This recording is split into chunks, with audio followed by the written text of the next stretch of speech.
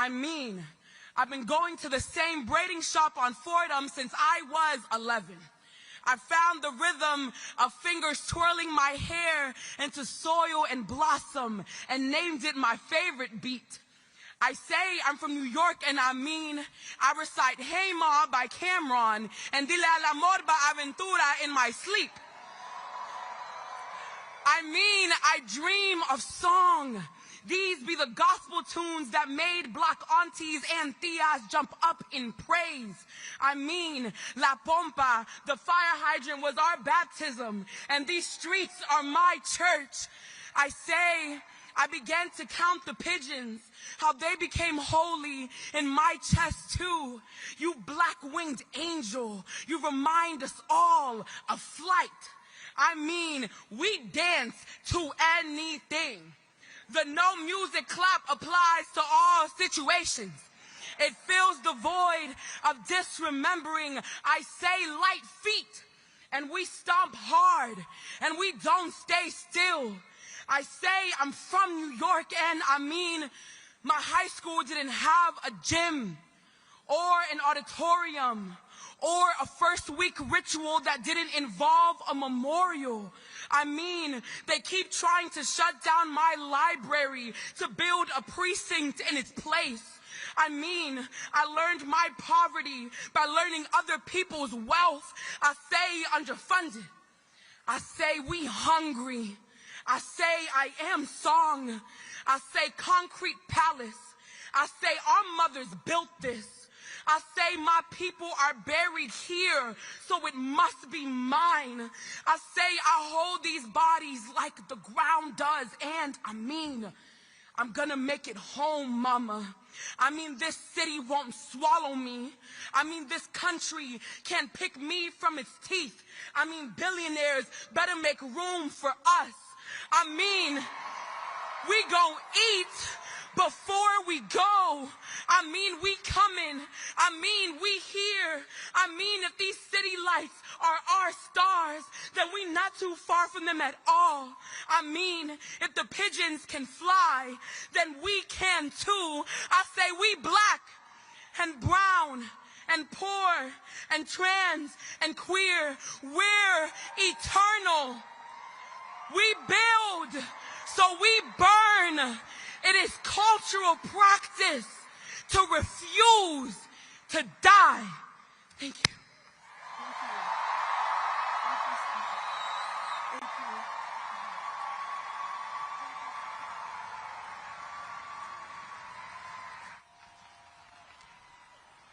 What's up, Forest Hills Stadium? How you guys doing tonight? I can't hear you. What's up, Queens? How you guys doing tonight? On the left, how y'all doing tonight? On the right, how y'all doing tonight? In the back, how y'all doing tonight? Hey guys, what's up? My name is Sarah Sherman, and I'm a comedian. Oh, stop. No, stop cheering for me. I'm just a comedian on a show that films in New York City late Saturday night and early into Sunday morning, but stop. Oh, I couldn't possibly. You guys are amazing for being here. It's cold, but the energy is warm. Wouldn't you agree?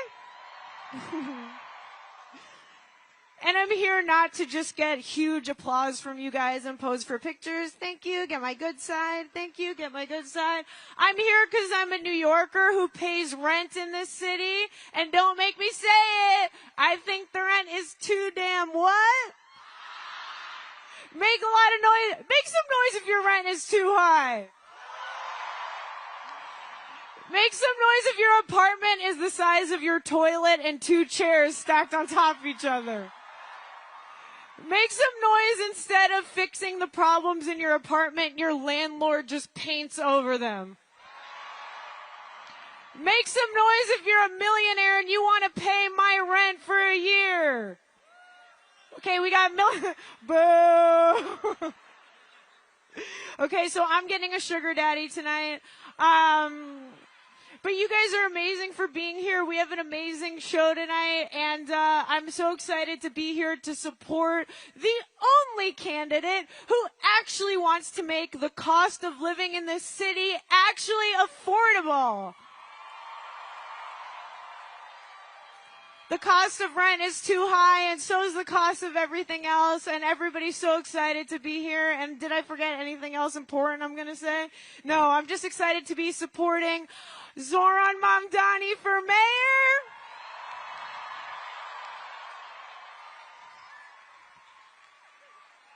I'm going to be your MC tonight, so get used to seeing my ugly, sweaty ass.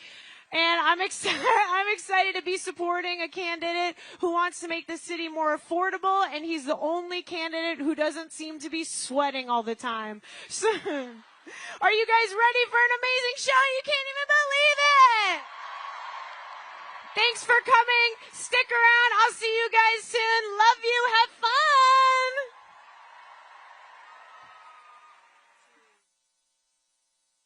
This is what it actually looks like. Showing up day after day after day and making it clear that the fight that management is picking is not just with the workers of this one company. It's with this city at large, where workers do not have to beg for what they deserve. Here, Zohran was with us on the picket line from day one. We won the best contract we've ever gotten. We aren't alone. Zohran saw this struggle and he partnered up with my union, and because of this organized effort, we were able to secure the largest debt relief in New York City's history. Banking on a belief that they can outlast your solidarity with their lives. Having a union job, is food on the table, a roof over your head. These are members volunteering their time. He really understands the needs of the working class. We also are fighting for a city where New Yorkers can rest. And when I think about who won the weekend, it's organized labor. I believe every New Yorker deserves a life of dignity, safety, and stability, and that it's city government's job to deliver that.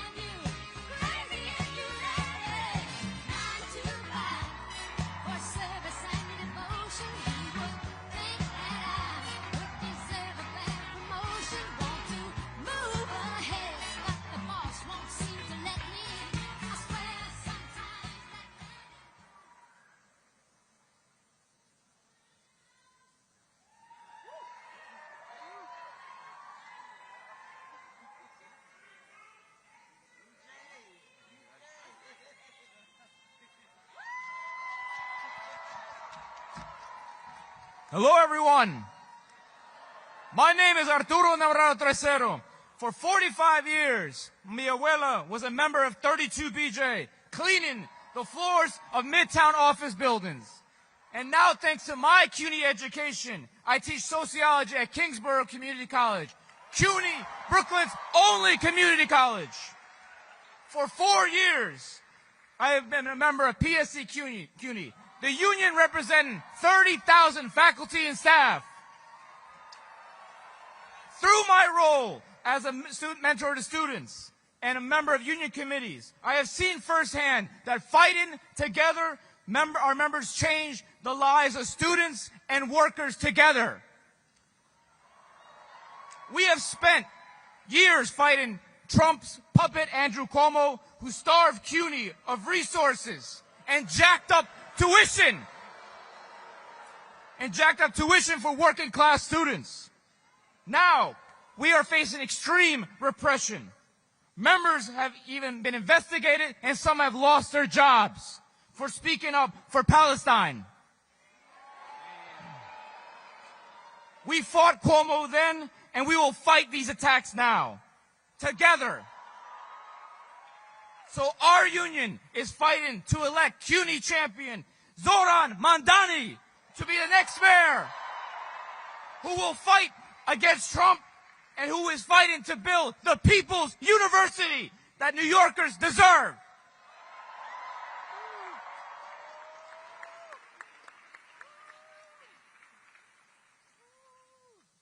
What's up, New York? Are we ready to elect Zohran Mamdani? If you're ready to elect Zohran Mamdani, make some noise!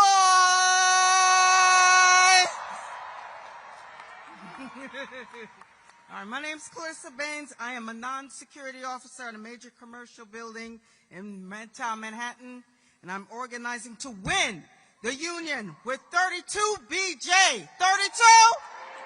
32? 32! 32! Now, did you know that our city has 82,000 low-wage security officers? Did you know that the average officer makes $40,000 a year? $40,000 a year? That's poverty wages. Poverty. And almost 40% of us do not have health insurance. Whoa! I had a few health problems over the years, and each time I have to pay out of my pocket. It's no good. But I'm here to let you all know that we are fed up. But we have big plans. Later this week, we'll be at City Hall, fighting for legislation to set wage, benefits, training standards for all security officers in New York City. So that bill is named after our New York City hero, Mr.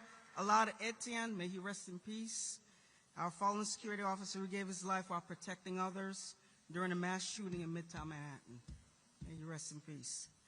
And in my workplace, I'm organizing 32BJ and my coworkers to organize a union, not only in my building, but for all 30 buildings serviced by my employer. So thank you, Zohran Mamdani, standing with Alad's family. And when tragedy struck, our security officers in our fight, we got your back.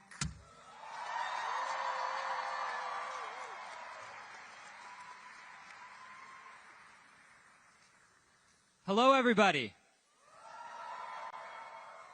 My name is Alex Graff. I'm an emergency medicine resident physician at Kings County Hospital, a proud member of CIR-SEIU. Every day in the ER, I see patients that come in with preventable, serious medical illness. Metastatic cancer in a patient who may have been diagnosed early if they had access to primary care. Dehydration due to diabetes in a patient who was rationing his medications and fasting during an insurance gap. A mother with a complex neurologic problem that had to prematurely end her hospital stay because she couldn't get childcare. This affordability crisis is literally killing my patients. It is so demoralizing to feel like I've done everything that I possibly can for my patients, but when they leave the walls of the hospital, it will have no impact on their long-term health because they cannot afford the things they need to live. The billionaire class is gutting the social safety net to line their own pockets. This is going to disproportionately affect working class community of color, and it's a tool of structural racism.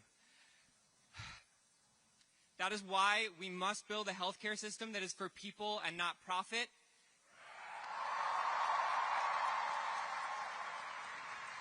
And that is part and parcel to electing Zohran Mamdani as mayor to build a city that we can all afford. Thank you.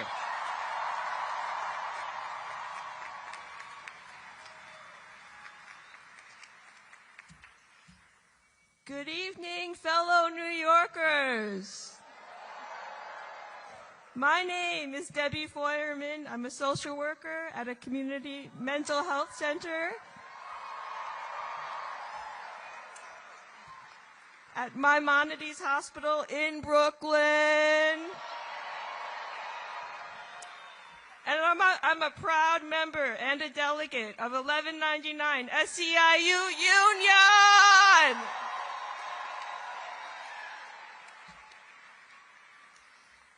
our last contract negotiations, I helped organize my fellow union members to show up at the table, and we won significant raises, as well as extra pay for social workers who speak a second language. So thank you to my fellow union siblings and my organizers. Are there any union members and social workers in the house? At Maimonides, I provide therapy for individuals with mental illness. Zohran's proposal for a Department of Community Safety can help address the increasing mental health crisis across this city.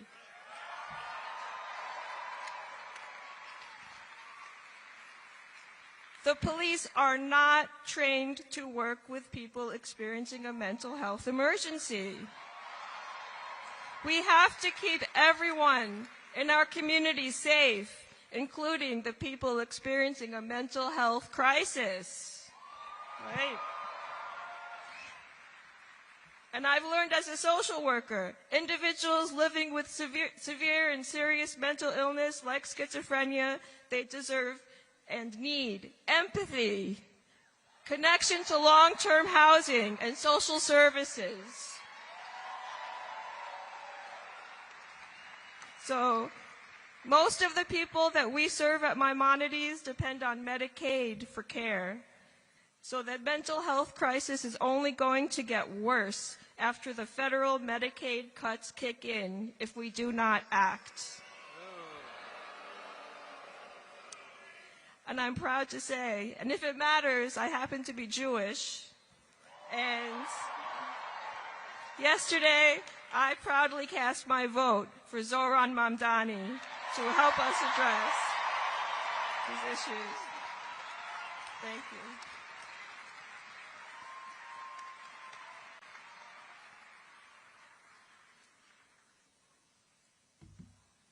Hello, everybody.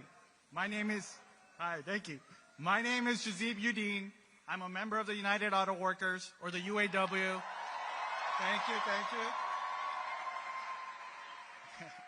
I'm also a postdoctoral researcher at Weill Cornell Medicine. So my day job or my research focuses on understanding the impact of the immune cells in our gut and how they can be harnessed to develop new therapies that can improve patients' quality of life. However, for the past 2 years, my fellow coworkers, my fellow postdocs, and I, alongside the UAW, have also been working to get protections, to fight for protections for the international members of our community, and also to demand solutions for the affordability crisis that's plaguing all of us. And we're currently at a place where we might go on strike this week to get the fair contract we need and deserve.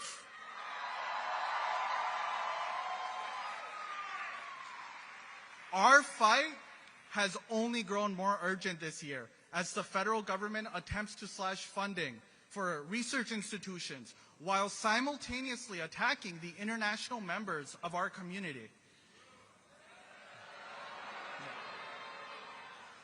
I've personally felt these cuts. My job depends on receiving these federal grants, and every single time a threat is made, I'm left feeling uncertain whether I'll receive my next paycheck or whether I'll have the resources to do the critical research that I love. And this is why it is so exciting to have a mayoral candidate like Zohran Mamdani. A person who we know will fight to address the affordability crisis we are all facing. A person who will defend the rights for all immigrant members of our community. And a fellow New Yorker who will stand up with us against this federal administration to protect our city.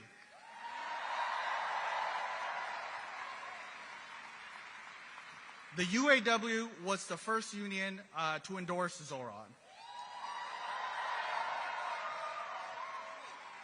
And if it is necessary to go on the picket lines, we know Zohran will have our back just like he has in the past. Thank you, everybody, and please remember to go out and vote.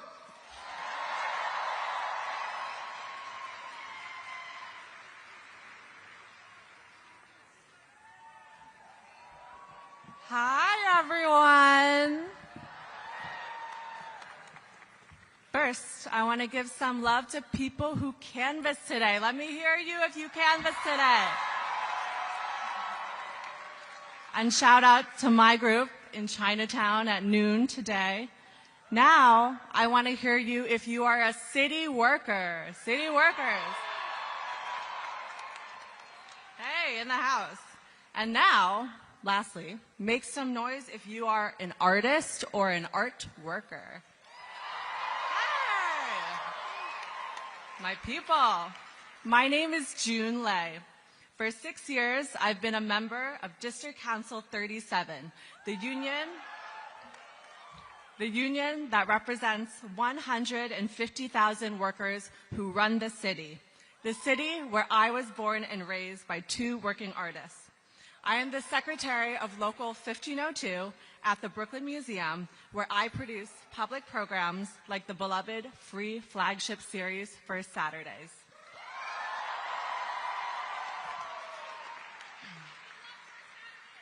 Thank you. This spring, our museum's management attempted to lay off 40 union workers. A reckless reduction in force that would have cut jobs, exhibitions, and programs, all while preserving 6-figure salaries for executives. The union strongly opposed.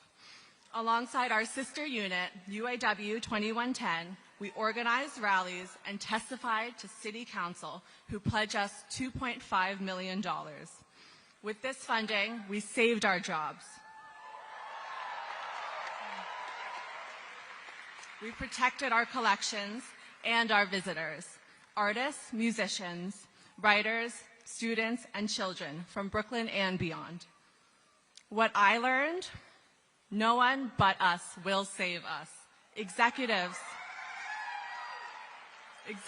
will cut hours for educators and safety protocols for art handlers just to hold on to their own power. No more of this. No more. With a new mayor as our ally, we together protect each other. We organize. We unionize. We are the art workers that make New York City a place where everyone can afford to dream and afford to create. It is our future to win. Thank you.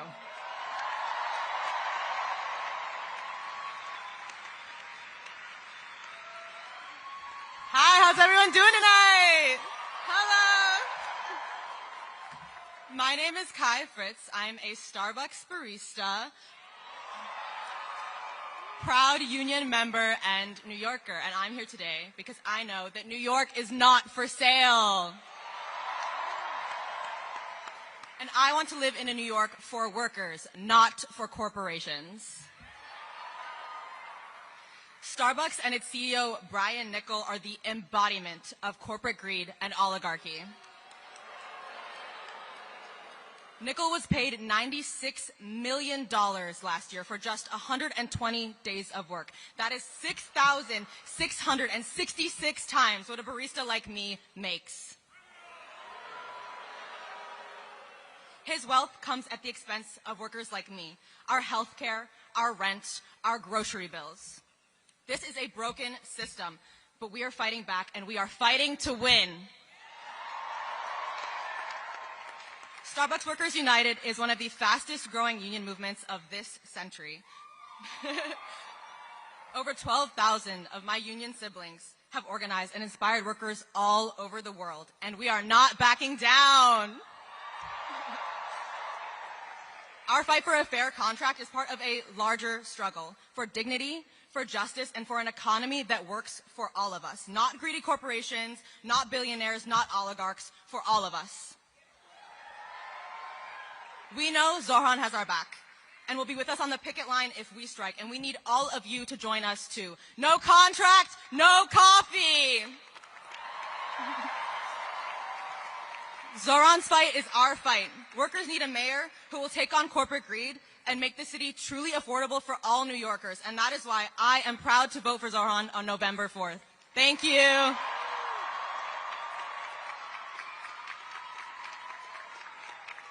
Who are we? Who are we?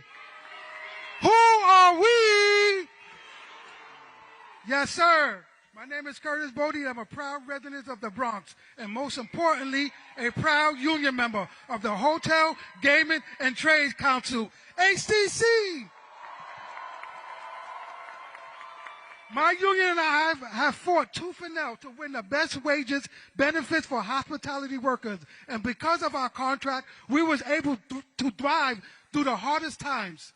When the pandemic hit and tourism collapsed, my brothers and sisters and I had a lifeline.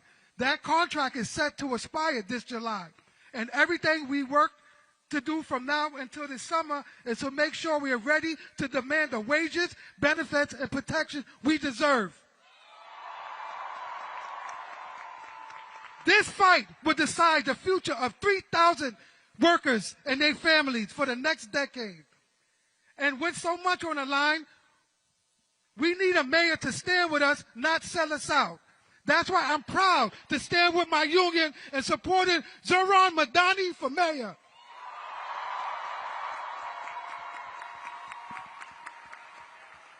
Whether it's holding hotels accountable to keep workers safe and pushing back where Airbnb is spending millions of dollars to take our homes and our jobs. Our union will make sure we never go into battle against a bully alone. And Zohran knows what it's like to take on bullies. Donald Trump. We've seen him go up against the big guys with all the money, all the power, and all the insiders and win. That's the type of ally we need in City Hall to stand side by side with us when we're on the picket lines and behind closed doors. I know New Yorkers can count on Zohran.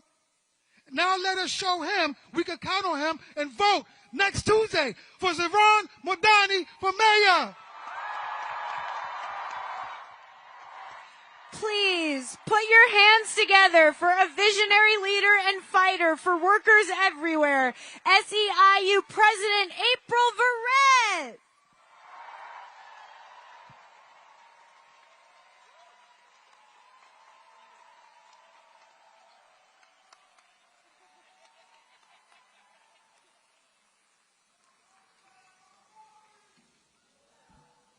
No contract. No contract. And I got to do this for the home team. SE. SE. SE. 32. 11. Y'all got it. What up, fam? What up, New York City? Wow. What type of energy is that? I think that's get out the vote energy. As you all heard, I am indeed April Verrett, the extremely proud president of the 2 million member Service Employees International Union. And I've been trying to get here, and finally y'all called. I was like, I'm coming. I had to be here tonight because when working people anywhere show up for a fight, SEIU gon' damn show up for the fight. Am I right? And make absolutely no mistake about it, working families across New York City are in the fight for your lives. Pick any issue and it's abundantly clear. Housing, health care, child care, fair wages. Working families are being crushed. I don't have to tell you, you live it. But here is what gives me hope. Here's why I had to be with you tonight. Zohran Mamdani. Damn it, I knew I was going to do that. Zohran Mamdani gives me hope. He gives me hope because he knows how to fight, and he doesn't just fight, he wins. And that is why in just 9 days, not only is he going to win, we are all going to win when we make him the next mayor of New York City.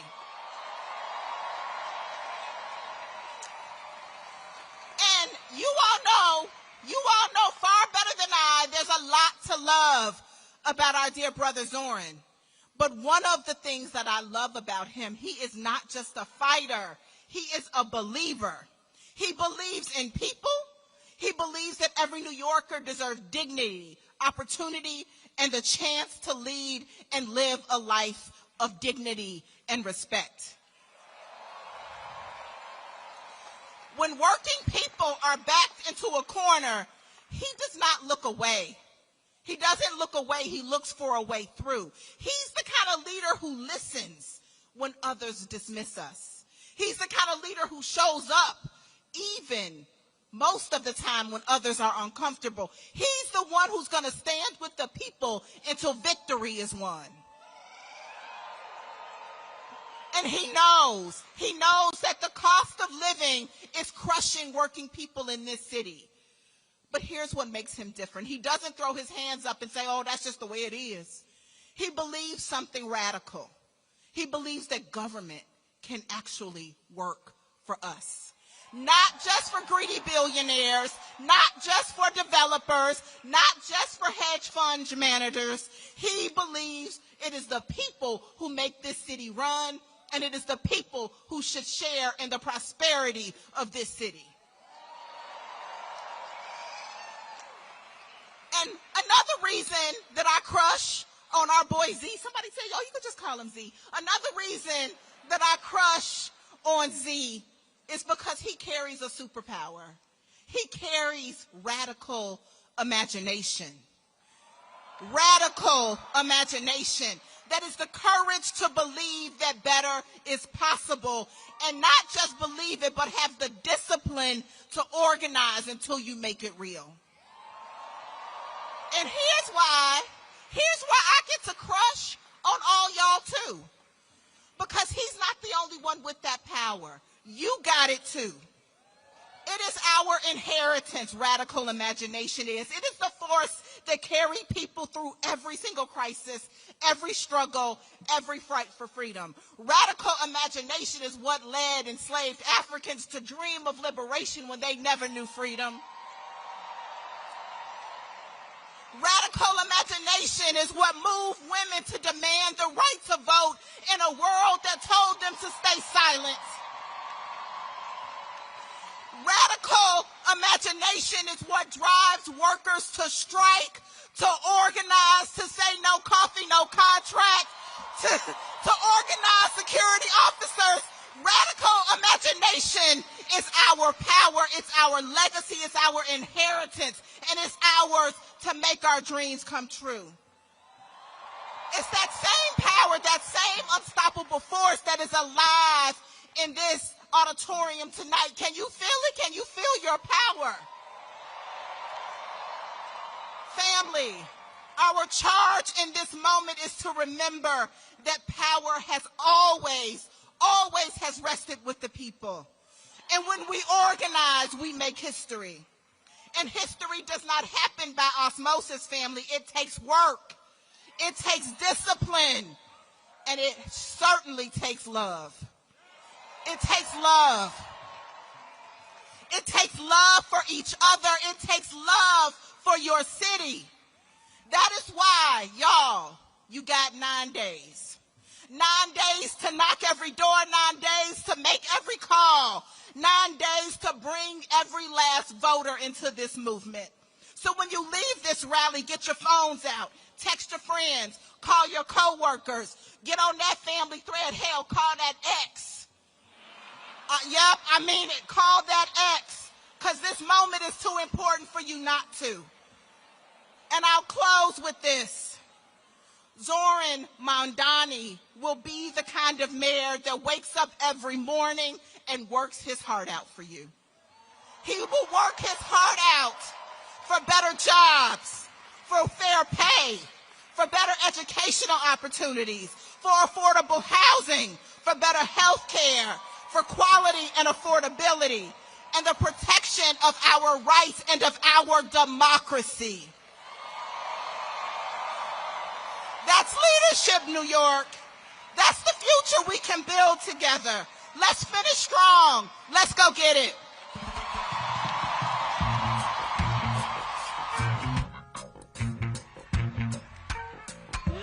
Thank you, President Verrett. Keep it going for President Verrett. And keep it going for all the workers fighting for better wages and democracy in the workplace. Make some noise if you're a worker. I am also a worker, so please cast me. I will do full frontal. No, please get your minds out of the gutter. I'm also in a union. I am in the Screen Actors Guild union. Brag alert. Make some noise if you are in a union. Make some noise if you want to be in a union. That's right. Zohran Mamdani is the only candidate running for mayor of New York City that actually cares about workers and unions. So make a lot of noise for that. Make some noise if you're never going to get tired of making some noise today. Workers rock. Stick around. There's a cool video. I'll be back. Bye.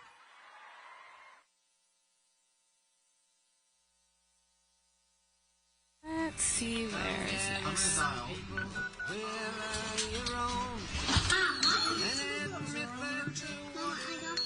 So much, I think, what you encounter in terms of canvassing is not even people being hostile to a candidate. It's that people are really, really reticent to put trust in politicians. And I think that canvassing is an opportunity to try to build that trust. Canvas launches that continued in the pouring rain. Strangers who care about those they will never meet. Climbing floor after floor of the 6th floor walk-up. In the rain, in the sun, in the snow. This, for many of you, is the first time that you've gotten involved in politics. First time that you've actually thought, maybe I need to go out on this dreary Sunday evening. No, you came to be surrounded by other folks who are just as energized as you are. All we need is someone with the will and the strength and character to fight for us. People really believe in this man. And I kind of do, too. I don't kind of, I do. Dreaming demands solidarity. When I look out at this room and out onto the midnight skyline, that is what I see.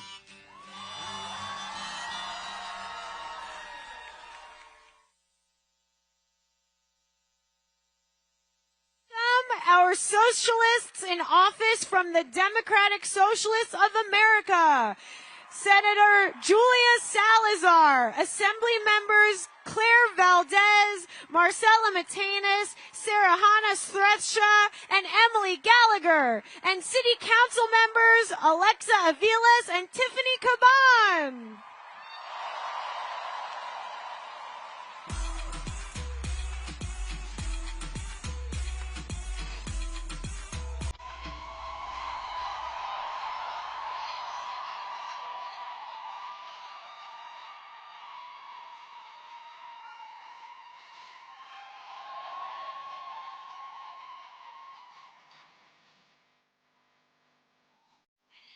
Good evening, everyone.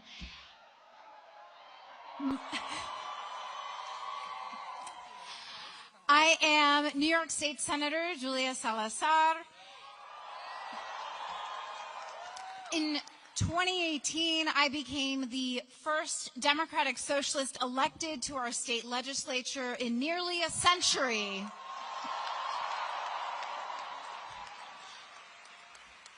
Before that election, I was an everyday New Yorker, like many of you, organizing with my neighbors to demand better from our elected officials. But rising costs and skyrocketing rents were making it harder and harder for working people to stay in our neighborhoods. And fellow DSA members told me that I couldn't stay on the sidelines. So, we launched a long-shot campaign that year for state senate with a promise to fight for everything that working-class people deserve. The odds were against us. My opponent had held elected office for 26 years, and he was part of a political dynasty backed by wealthy donors and corporate real estate. We were a scrappy grassroots campaign. Does that sound familiar? But in 2018, we won because we had the power of the people on our side. The establishment didn't take me seriously. They thought our democratic socialist agenda was too radical. It was too radical to win. But together, we proved them wrong. And that's right. And we were just getting started. We came right back for more. In 2020, we elected another 5 Democratic Socialists to the state legislature, including a guy you may have heard of named Zohran Mamdani to the state assembly. But we didn't even stop there. The following year brought the victories of Democratic Socialists Alexa Aviles and Tiffany Caban to the city council. And you know we couldn't stop there, so we kept going, and we elected Kristen Gonzalez to the state senate and Assemblywoman Claire Valdez. And now we are on the verge of electing Zohran Mamdani to become our Democratic Socialist mayor right here in the largest, greatest city in the country.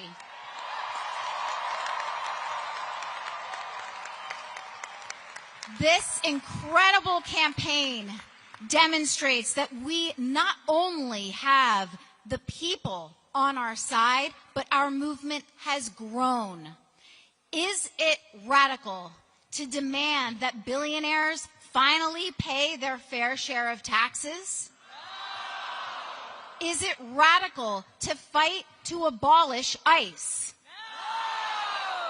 Is it radical to believe that every family in New York should be able to afford childcare?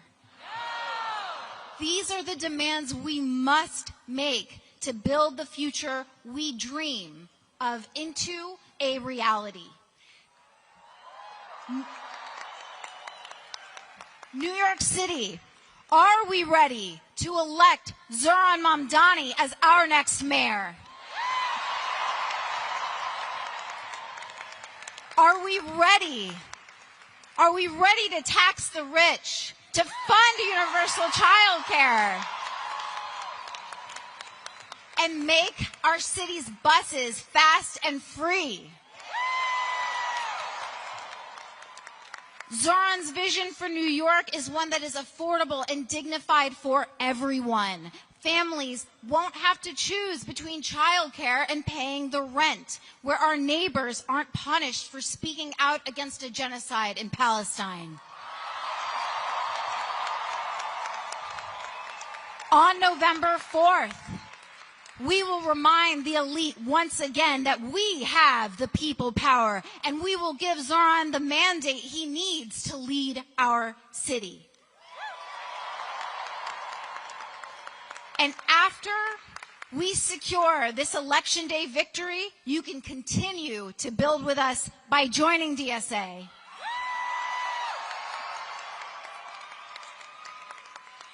Thank you all for being in this movement with me. It is now my deep honor to introduce my colleague and comrade, Assemblymember Claire Valdez.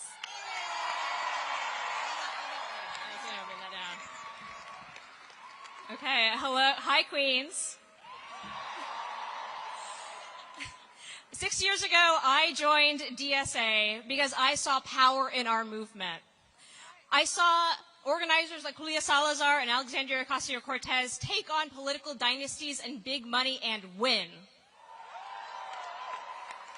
and I wanted to be a part of it. And I wasn't alone.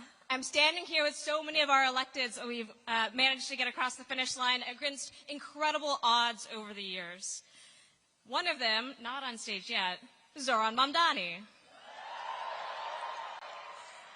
And it never would have occurred to me 6 years ago that we would be here, that we would be days away from electing our colleague, our friend, Zohran Mamdani, a Democratic Socialist mayor of New York City. But here's the thing. Zohran didn't come out of nowhere. He came out of our movement. Our movement that has been fighting for workers and tenants and immigrants and our trans siblings. Our movement that believes in the richest city and the richest country that this world has ever seen. No one should go without housing and health care. And of course, you know, that's exactly what the billionaires are afraid of. They're afraid of our movement. And that's why Bill Ackman and Whitney Tilson and Michael Bloomberg have spent millions of dollars in this race to sow fear and hatred and racist AI slop. Because they think if they can set enough money on fire, they'll win. But I think we know the truth, that New York is not for sale.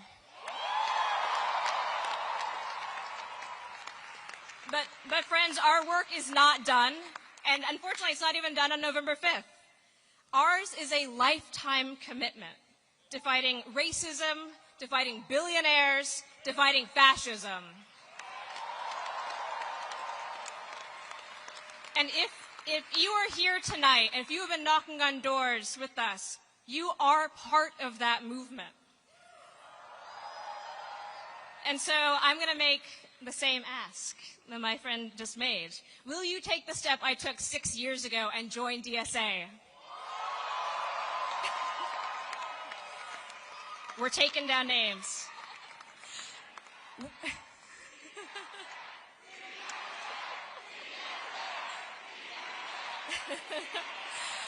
A couple more questions for you before I go. Will you hit the doors to elect Zohran Mamdani? Are you ready to organize, to freeze the rent, make the buses fast and free, win universal childcare, and tax the rich? And to quote another famous socialist mayor, Bernie Sanders, are you ready to fight for someone you don't know? Hell yeah. Let's win this queen. Solidarity forever.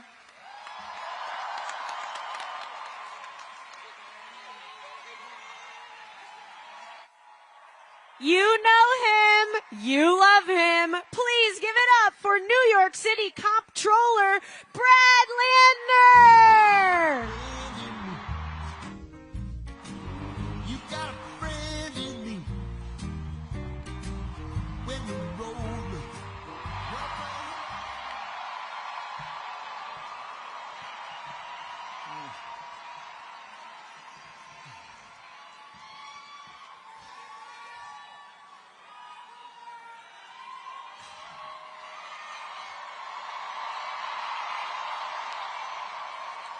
Good evening, New York City!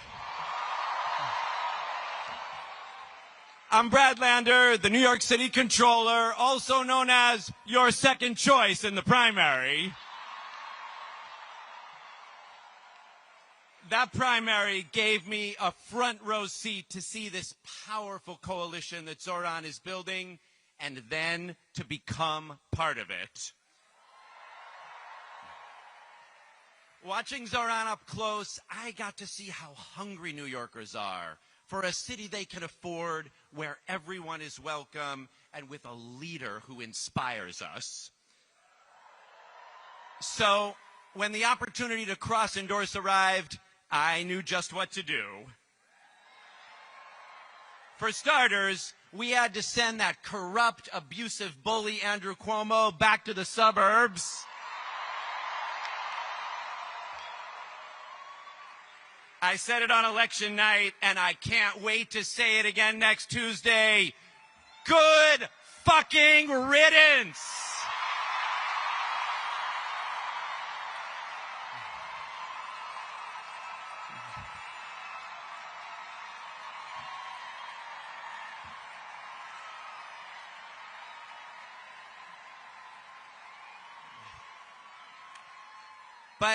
But our cross endorsement was more than ranked choice math. It also showed the possibility of solidarity. Politics does not have to be the sour, selfish ego trip of Cuomo or Adams or Trump. Politics can be a team sport for building the New York of our dreams. That's what Zohran is building. And that's what all of us are building. So I want to start by asking, how many of you, like me, are Jews for Zohran? Now, you might not think it from the press, but you could hear it here. Zohran's coalition includes hundreds of thousands of Jewish New Yorkers. We see in this campaign a way to fulfill Jewish values like B'Tselem Elohim, that everyone is created in God's image, or Ve'ahavta et Hager, that we're commanded to welcome refugees. On primary night, Zohran made a commitment to reach out to people who disagree with him. And since then, I have seen him keep that promise in dozens of meetings with rabbis and Jewish leaders, in house parties, in synagogues, at town halls, at Rosh Hashanah and Yom Kippur services. In each one, Zohran listened intently to people's hopes and also to their fears, including all too real experiences of anti-Semitism. With patience, with compassion, and with a plan, he has made it crystal clear Zohran will work to keep Jewish New Yorkers and all New Yorkers safe. Now, how many of you are Muslims for Zohran? Assalamu alaikum. I want to speak to you as a Jewish New Yorker because this race, especially in the last few days, has seen outrageous Islamophobia. For shame. Shame on you, J.D. Vance, and shame on you, Andrew Cuomo. Andrew Cuomo and his billionaire donors have sought to exploit both anti-Semitism and Islamophobia for his political gain. It's gross, and we won't stand for it.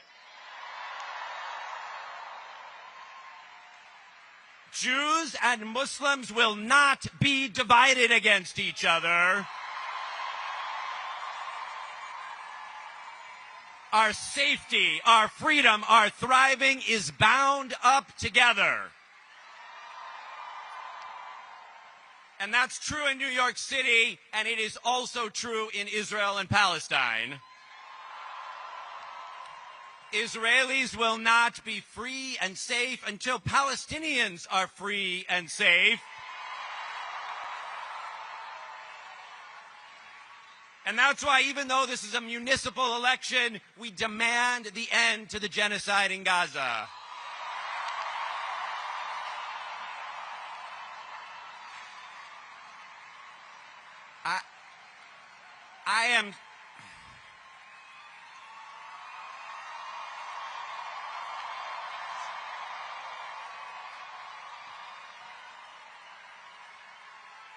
I am so thrilled that the hostages are home. I met many of their families, many of them. Now the ceasefire must be honored, and aid must flow in, and a path to Palestinian freedom and peace must be found. We might see different ways of getting there, but we won't compromise anyone's humanity. And that includes immigrants coming to our city, fleeing violence and war and poverty. This spring, in June, when I was arrested at 26 Federal Plaza trying to accompany Edgardo, Zohran was the first mayoral candidate to show up and demand my release. I've been back every week since. This past Thursday, I was there for the detention of a 16-year-old high school student named Joel. For shame, shame. And I went back to get arrested in civil disobedience again last month, along with a lot of you. We will fight Donald Trump by showing up for our neighbors at 26 Federal Plaza or anywhere else he tries to come for them. We will fight Donald Trump by standing with our Attorney General, Tish James. We will fight Donald Trump by saying good riddance to his puppet, Andrew Cuomo. And we will fight Donald Trump when we show up in historic numbers with our neighbors, with our friends, with our families to reject his politics of corruption and billionaire rule and elect Zohran Mamdani, the next mayor of New York City.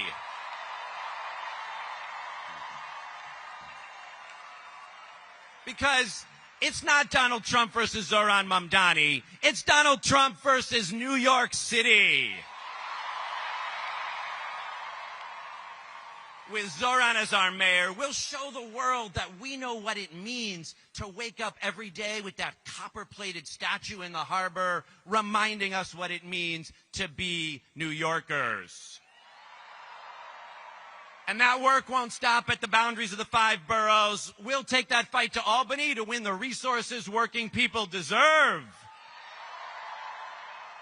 And we'll take that fight to the halls of Congress, where it's more important than ever that we have leaders who understand this moment and who will be partners to Zohran. Finally, the New York of our dreams won't build itself. We will build it together. So, let me see again. Where are the Jews for Zohran? The Muslims, Christians, Hindus, Sikhs, people who aren't religious, blacks, Latinos, Asians for Zohran, LGBTQ. Look around you. This is the New York of our dreams. And now, it's on us to make it real. The coalition that won the primary by turning out new voters in historic numbers, you knocked 500,000 doors in those last 11 days. We need to do that now again. To remind those voters, there's one more election on November 4th for all the marbles. So, QR code, sign up to Canvas right now, please. I'm doing it. Please join me as well.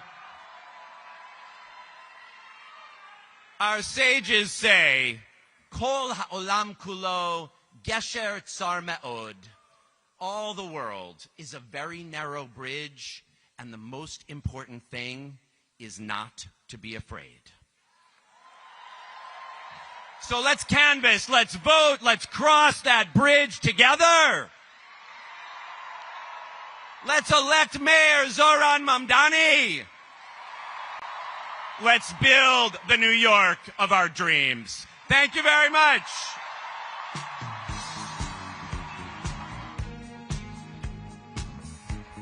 Keep it going for Brad Lander.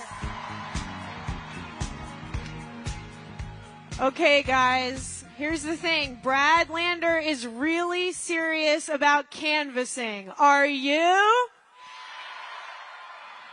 So is this the QR code? This is the QR code. Everybody take out your phone right now. Don't make me be bossy. I see one phone. Why do I see one phone? I know you all take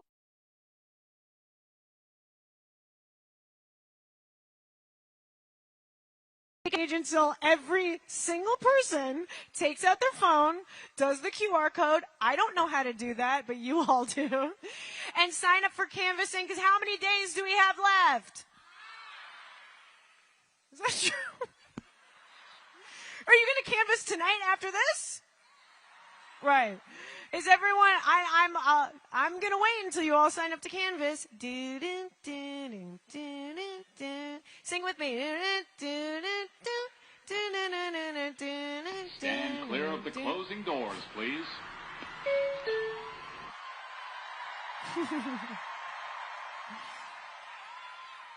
Hey guys, I wasn't finished singing, so you just silenced the female narrative at the round. Just kidding. You guys all signed to canvas. Thank you for doing that. Keep it going for yourselves. I've got an amazing joke for you. A reverend, a rabbi, and an imam walk into the bar, and the bartender says, "What are you having?" And they say, "No Cuomo!" You guys like that. Okay. Can I get the energy back up? You guys, please give a warm, not cold, not chilly, a very warm New York welcome to Reverend Charles Galbraith, Rabbi Sharon Kleinbaum, and Imam Khalid Latif.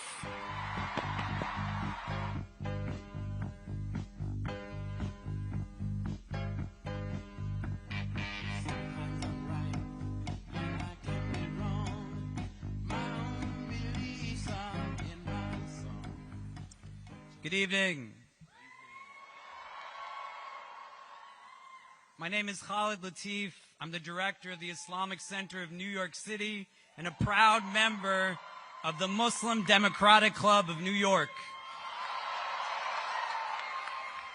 We are gathered at a time when too many people in our city and in our country are being told that they don't belong, when the language of our politics too often divides rather than unites, when people are made to feel invisible, not because of what they've done, but because of who they are. Like many of you, I am here tonight not just because my brother Zohran Mamdani is running, but because of what he is running for. We are here not because it is fashionable, not because it is convenient, but simply because it is right. We are here because the moral fiber of our democracy is being tested. We are here because we refuse to allow the forces of hatred, greed, and fear to have the last word.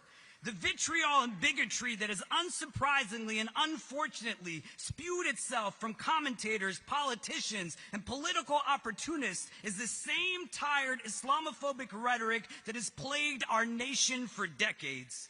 They invoked 9/11, recycled anti-Muslim tropes, and warned that a Muslim in a position of power poses a threat to our security and our democracy. This isn't new, but it is still very dangerous. You have to understand that Islamophobia is not just hate, it's a strategy. What we are witnessing is a deliberate attempt to marginalize and dehumanize. It is used to cast Muslims as perpetual outsiders, incapable of leadership, unworthy of trust. When Zohran succeeds and the reaction from Andrew Cuomo is to question his loyalty to America, that reveals a deeper ailment, one where identity itself becomes suspect. To be Muslim in America is to know that your belonging is always being questioned. But we are still here, and we are not going anywhere.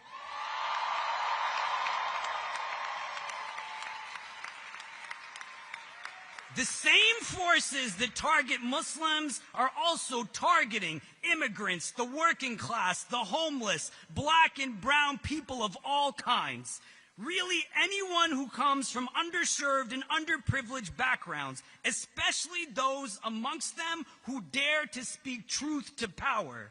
Islamophobia does not exist in a vacuum. It is entangled with white supremacy, xenophobia, and anti-black racism. To me, anti-Muslim sentiment has always been a system of anti-blackness.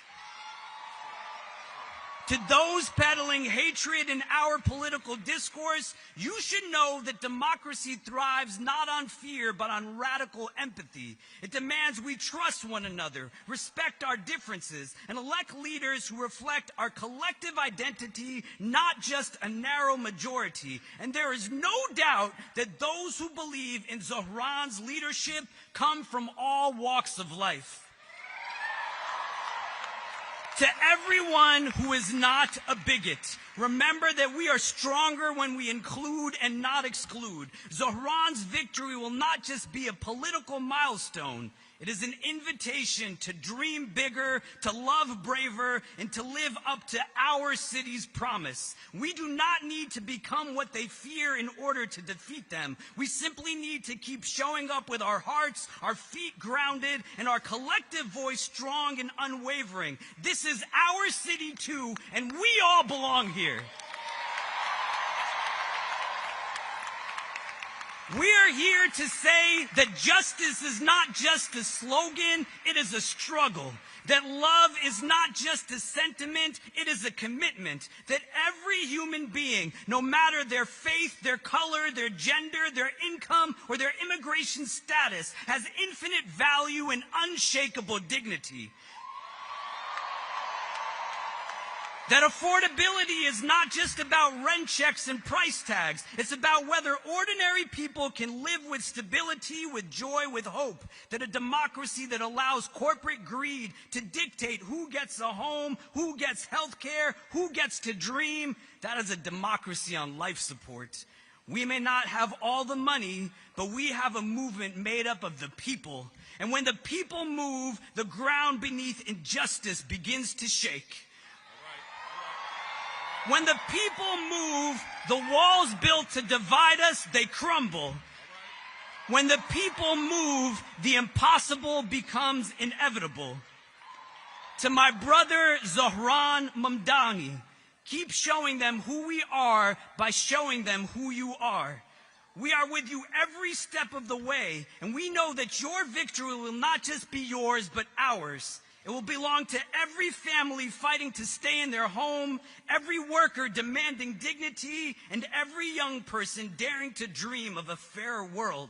Because when you rise, Zohran, we all rise. When you speak truth to power, you remind us that the moral arc of the universe still bends towards justice, but only when we bend it together.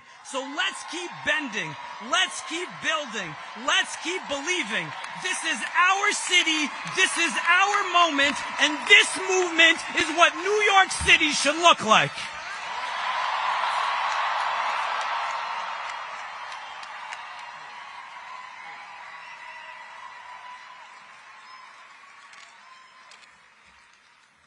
This is the vision of New York City that we love. A Muslim, a Jew, and a Christian stand here supporting this campaign to take our city back. My name is Sharon Kleinbaum, and I'm a rabbi here in New York City who is dedicated to the vision of transforming this city into a place in which all of us live in peace and security and can afford to live in this city. In our Jewish story read this past Shabbat of Noah after the flood, God says to all of us, I set my rainbow in the clouds as a sign of the covenant between me and the earth. Now it is your turn to make sure the earth is taken care of. That rainbow was the first covenant, a promise of life and diversity, a sign that creation itself is holy in all of our colors, a sign that it is up to us to create a future free of corruption and violence, which we're told caused God to flood the earth with the Mabul, with the flood itself. Our sages then taught in Pirkei Avot in the Mishnah that the rainbow was one of the last things that God created, Bein Hashmashot, in the tender moment between day and night when light and darkness touch but do not erase each other.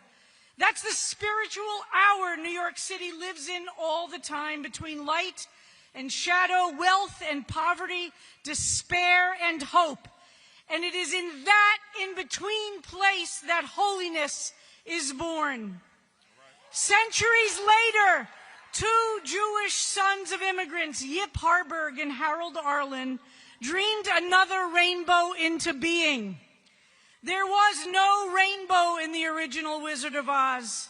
In the depths of the Great Depression, they wrote somewhere over the rainbow. From a place of despair and hopelessness, we can imagine the creativity of a rainbow with color and vision and creativity. A vision not of escape, but of courage. A world in which people could live free and unafraid, where dreams and justice meet. That dream must be renewed in every generation.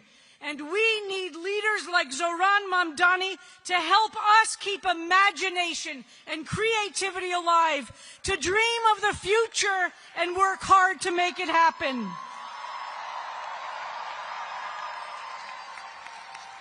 Here in this city of mosques and churches, temples and synagogues, street corner altars, we are each of us called to make that rainbow real. We must make sure we are creating a city which feeds the hungry, houses the unhoused, welcomes the stranger and the immigrant, and protects every single child's right to dream. We must be the carriers of that message. We must make affordable this messy, creative city of ours. Now, I know that I don't agree with our leader, Zohran Mamdani, in everything that he says. I don't agree with anyone on everything. But we in this city must model what it looks like to hold differences, that we can debate and discuss, argue and disagree, and stay in relationship. But one thing I know for sure, that Muslims and Jews must work together for a shared future of all of us, where the humanity of Palestinians and Israelis have a future of shared security, freedom, dignity, and justice. This can only happen when we all are working together with love and respect. And on issues related to New York City, we completely agree. We dream of a city where Jews and Muslims respect and care for each other. Forcefully, as a rabbi, I reject all attacks of Islamophobia and hatred of Arabs or of Muslims. This is not my Judaism. This is not my God.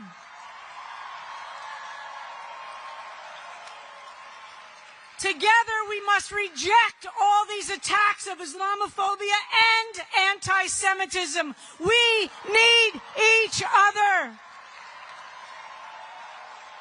We dream of a city where God's keshet, or rainbow, bathes all of us in light and justice and in glorious tapestries of differences.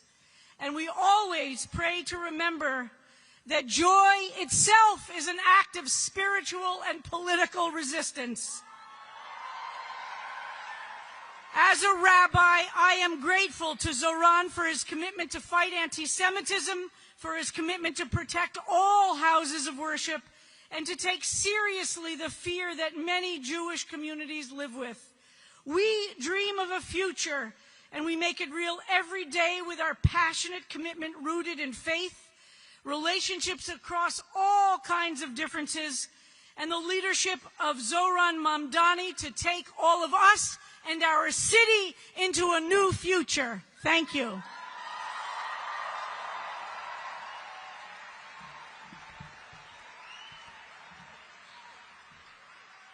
Good evening, New York. My name is Charles Galbraith, and I serve as a pastor in Brooklyn, New York. Is Brooklyn in the house? without a doubt. I serve a congregation that for over 103 years has welcomed immigrants into its doors and into its community. The faces and the places they have come from has changed, but we realize they are constantly and consistently looking to dream again. We recognize that many of our folks have been pushed and priced out. Healthcare costs has many people feeling helpless. For far too long, their dreams have been deferred, depressed, discounted, and just simply dissed. But I believe that there is a season coming. A season of recovery. In our text, it speaks about a brother who was a dreamer. And I believe that there is another dreamer who has a vision for New York City, who can dream and actualize our way out of food insecurity, out of housing that's unaffordable, out of constantly being underneath a crisis and intimidation to our immigrants. I believe that there is a possibility that rests within our city, and it rests within our brother Zohran Mamdani.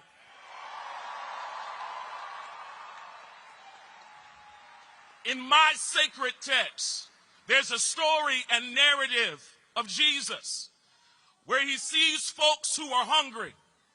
He takes what is there, a few loaves of bread and some fish, and begins to break it and distribute it to people. It's interesting because the text says he broke it, blessed it, gave it to the folks, and everybody ate.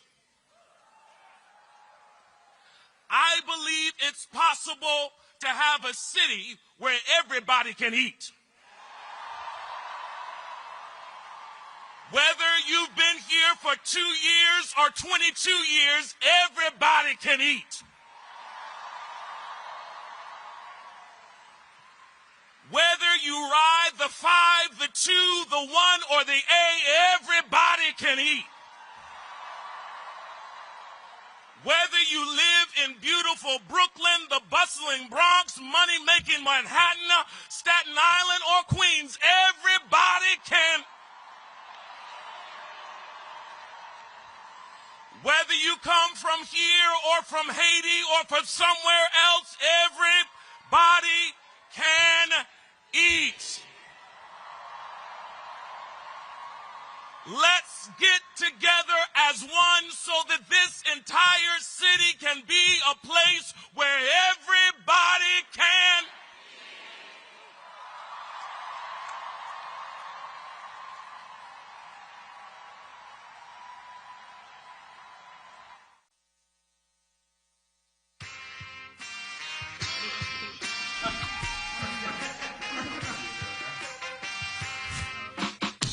These are not just slogans. These are commitments. Everyone should be able to raise a family in New York. We will deliver universal child care. We'll make this city affordable for everyone. Change is coming. New Yorkers deserve a city they can afford. We're gonna deliver. It's government's job to make your life better. That's exactly what we are going to do. It's Zohran's agenda. It's New York's agenda. It's our agenda. It's my agenda. All of these concepts are just ideas in the clouds if we do not elect Zohran Mamdani. Join me in welcoming the leaders who will help us bring this home. Governor Kathy Hochul, State Senate Majority Leader Andrea Stewart-Cousins, and Assembly Speaker Carl Hastings.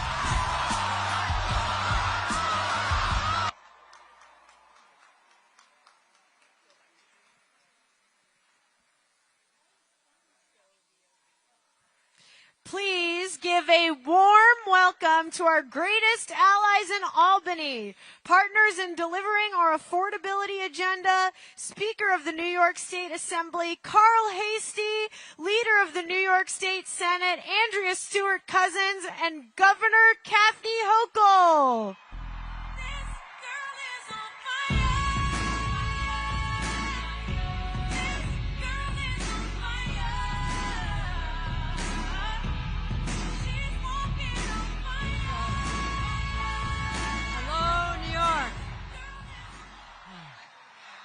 Here we are, everyone. It is great to see everyone. Tonight, we are here for one reason. Are you with me? Do you want to elect Zohran Mamdani as the next mayor of New York? Well, then I'm in the right place. Because in so doing, electing him as our 111th mayor, we will change the course of history. And it needs to be changed. Because right now, and I don't mean to take you all down to a dark place because this has been a really uplifting experience. But right now, our city and our state and our country are under attack by Donald Trump and the Republicans in Washington. I mean, they're literally not just taking a wrecking ball to the White House, they're taking a wrecking ball to our very values, our people, and our progress. Get this. Donald Trump literally said, the shutdown is about killing democratic priorities. Now, what are those priorities? No, this gets bad. This gets bad. Killing food assistance for babies. Yeah, it really sucks. Killing money for seniors to pay their utility bills. Killing health care for New Yorkers already struggling to take care of their own lives. I mean, it even meant killing Planned Parenthood until we came in with money to keep it alive. Because they don't give a damn about women and their health care and their rights to an abortion. They're also killing major infrastructure projects, putting tens of thousands of hard-working union members out of work. Oh, friends, it gets worse. What about the ICE agents flooding our streets as we speak?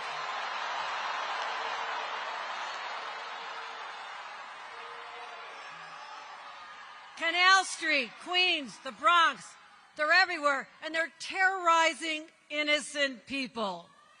And we have had enough.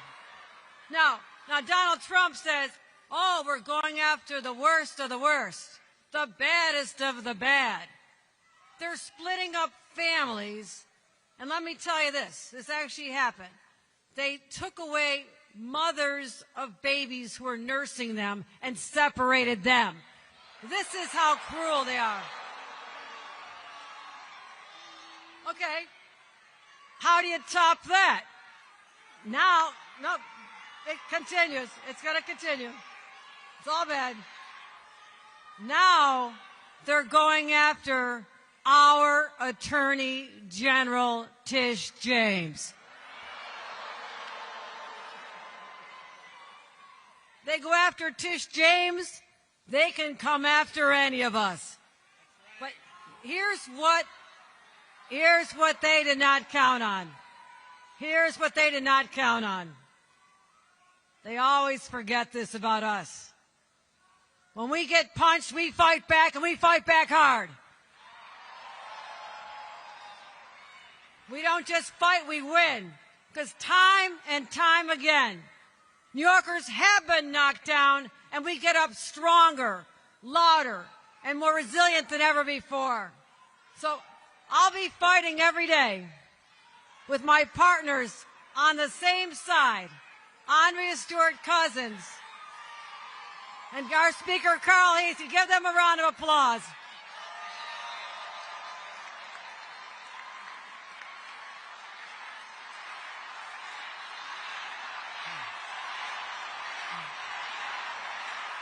But you know what? But we need something. Here's what we need. Oh, you're fired up. You're fired up. But the three of us can't do it alone. We need a fighter in City Hall who wakes up every day, ready to punch and fight for the working people of the city, and that person is Zohran Mamdani. And this is because Trump's America runs on fear and cruelty and division. But New York, we run on hope and compassion and optimism that never leaves us. So I say we are the state that does not back down, and I'm going to be working closely with Mayor Zohran Mamdani.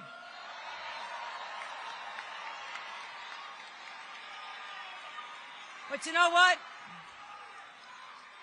But you know what I admire about him so much? No, think about this. Zohran Mamdani.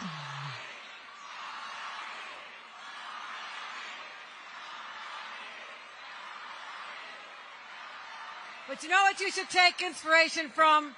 Think about the fact that every single time people have forced him to endure hatred and threats, trying to use his faith or his name as a weapon, you know what he's done? He doesn't get out in the gutter with everybody else. He rises up with grace and courage and grit. That's the kind of leader we need. That's what we need. Because that Islamophobia and bigotry and hate-filled speech, that kind of bullshit doesn't belong in New York.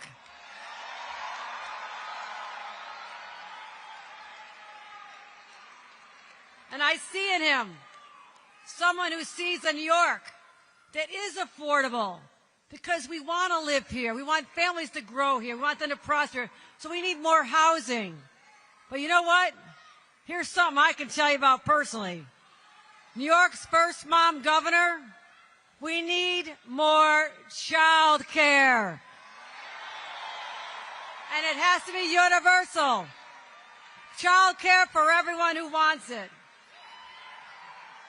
So here's what we're going to do.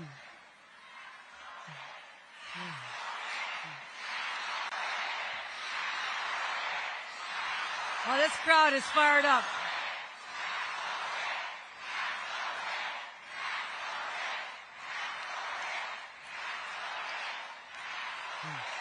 All right.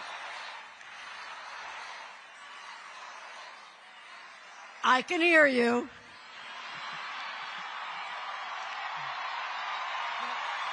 I can hear you. But here's, my friends, you want to see Zohran or not? Okay. All right. Listen, I got one plea for you. I love to see this energy and this passion. And for those of you who've not been involved in the voting or even campaigns before, I am so excited about what is going on here. But I need you to do something. All right, one more thing, my friend. This is about this November's election, but take that energy, that passion, and take it into 26 so that we can take back the House of Representatives, take the Senate, and take back our country. With your help, we will. Elect Zohran, and we take back America. Thank you, Queens. Thank you, New York. I love you guys.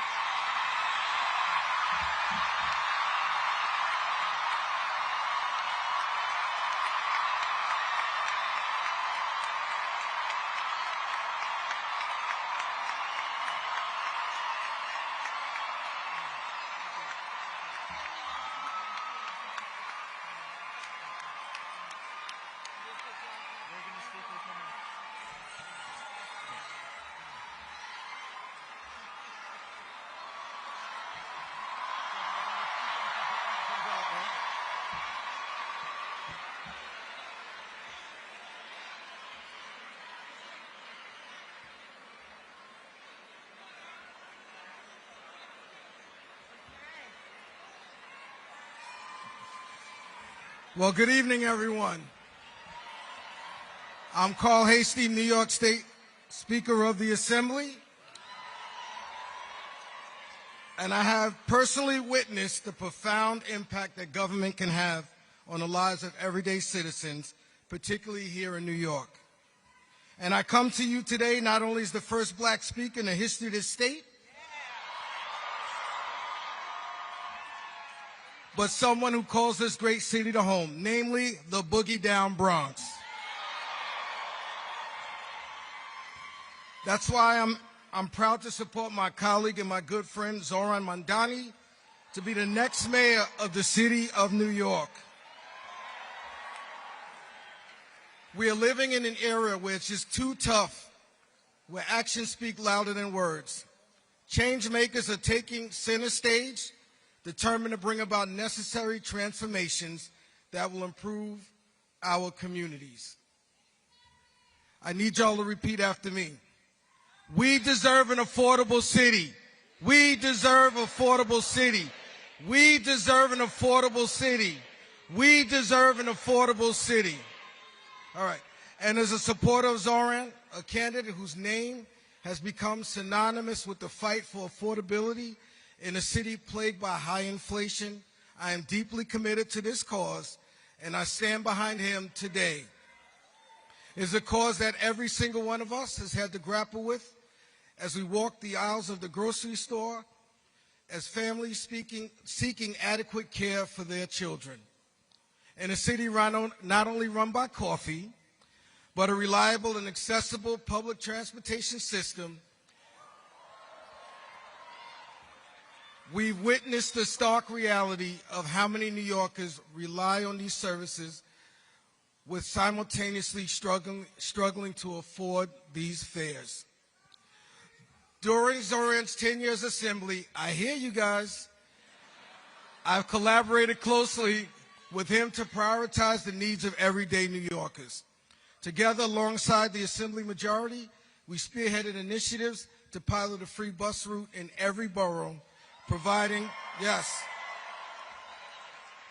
a lifeline for families as they juggle their daily responsibilities. With Zohran as mayor, there's no imagining what we can do together. Now, I need y'all to listen to me again. So everybody, Zohran for mayor, Zohran for mayor, Zohran for mayor, Zohran for mayor. Now, under the leadership of Zohran, he will be the fighter we need in City Hall, a beacon of change for communities that have felt unheard for far too long. Affordability will be at the forefront of his agenda, and we can all stand together and witness leadership in action as we work towards an even better and brighter future for our beloved city. And don't forget, as we head to the polls, just remember, Zohran for mayor.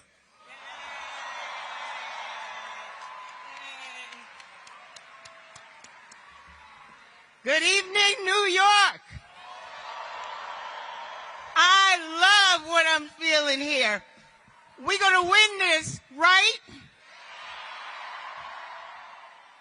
So, we all hear you. Here's what I want to say. I want to say that I remember living in New York City in the housing projects, Amsterdam and then Parkside.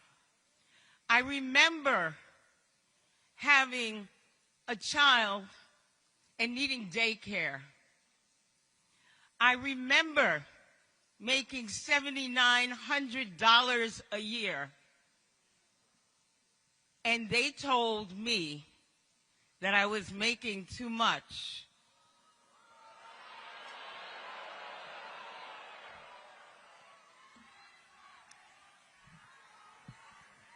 It was the first time that I had the opportunity, because I was young, 20-something, that I stood outside in front of City Hall with so many people just like me, begging the government to understand that I needed to work to support my child with dignity and to have child care.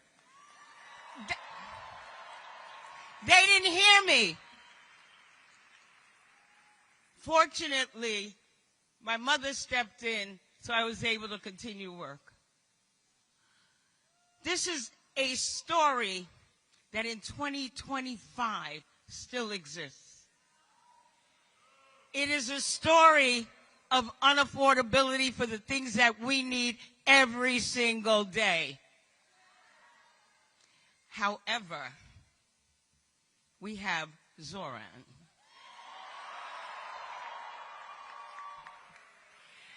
Not only is he about affordability, but you heard the governor, you heard the speaker, and you heard from me. And just as the speaker is a historic figure in the assembly, the governor, the first woman to ever hold a position,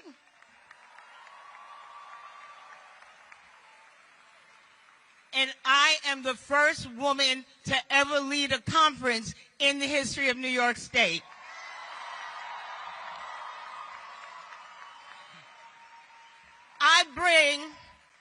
I bring my experiences with me to the table. And I tell you my experiences so you know that I get it. He gets it. The governor gets it. And I also talk about the history because you are looking at history. Things that people said could never be done. People could never have these seats. They could never, ever sit at the table and make policy decisions. That's what they would have us believe. And yet, because you vote, we change history. We change lives. We make things happen. It's in your hands. You have the power. And one of the things that I was telling Zohran's campaign manager, Maya, you should give her a round of applause. Look where we are. Look where we are.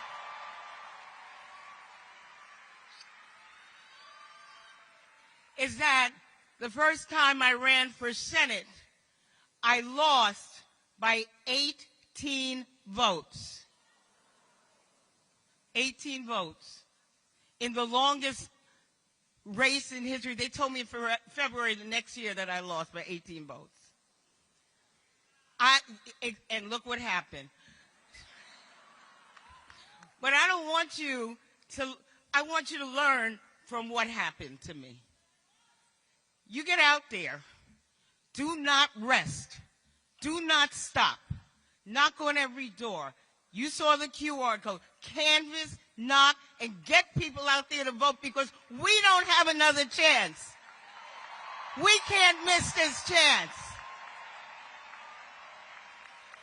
And, you know, I'm just up north a little bit in Yonkers, but in Westchester, I always tell folks, is Westchester in the house? Come on, Westchester. Yeah, thank you. Thank you. Thank you. But what I always say up there is when Democrats vote, Democrats win. So here's what, but you know what, I'm going to be collective because I know there's a lot of people here. A lot of people want change. So what I'm going to tell you to repeat after me is when we vote, we win. When we vote, when we vote, let's go win. Thank you.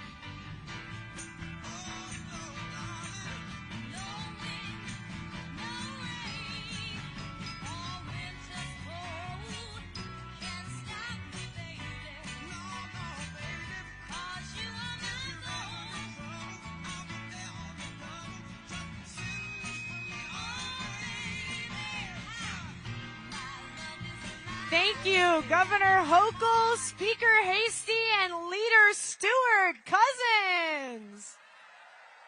Tax the rich. Tax the... That was cool.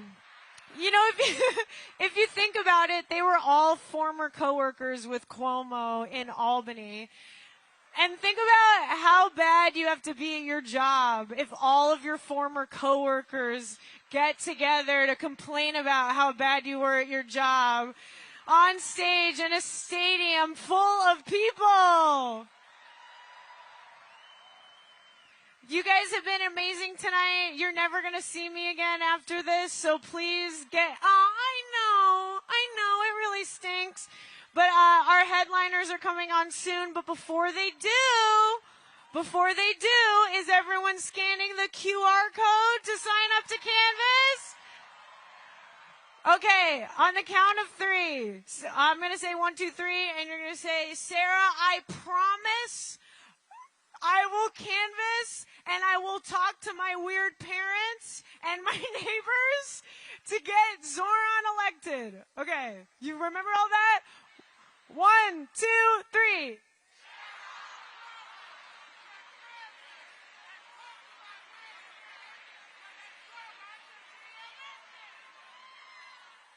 You sort of got it. Give it up for yourselves. You guys are amazing. Thanks for coming out tonight. We have some amazing headliners, and there's 9 days left to go. Do everything you can to make sure we elect Zohran Mamdani with a mandate to make New York City more affordable for all of us. And please give a warm welcome to the Resistance Revival Chorus.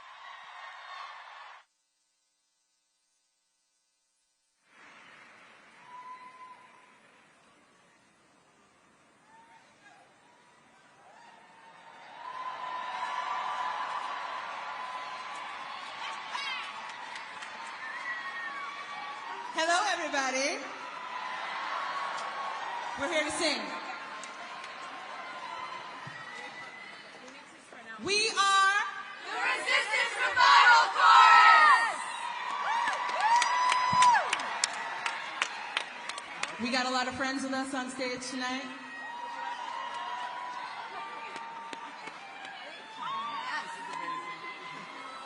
Oh, there they go.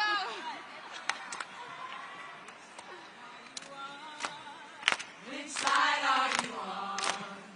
Which side are you on? Oh, which side are you on? You know this song. Which side are you on? Which side are you singing it together? Which side are you on? Oh, which side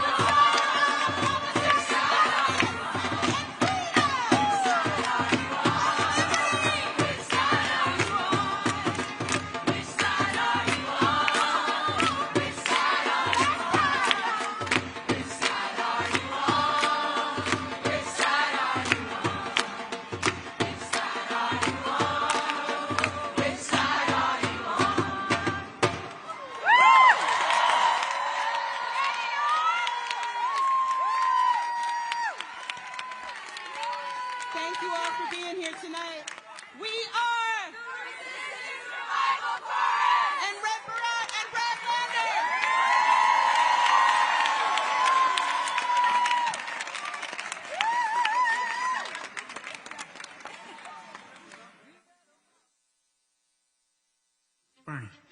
Senator. Zohran, how are you? You know, Bernie, this means so much to me because we are sitting here in one of my favorite restaurants in the heart of my district as an assembly member. My journey in running for office in the first place, the first event that we had, it was to your Queensbridge rally. When Bernie walked out to Back in Black by AC/DC, we felt as if possibility was a fact of life. But it takes courage, New York, because we are up against the Goliaths. Because the oligarchs own it all. And what we are here tonight to say is to hell with you, we're going to defeat you. And we can tell Andrew Cuomo that New York City is not for sale. And I think a lot about what has happened leading up to this political moment. The only reason that I had any hope in launching a long-shot campaign for Congress is because Bernie Sanders proved that you can run a grassroots campaign and win in an America where we almost thought it was impossible. And what an honor it is to look out onto this crowd and to see the city I love.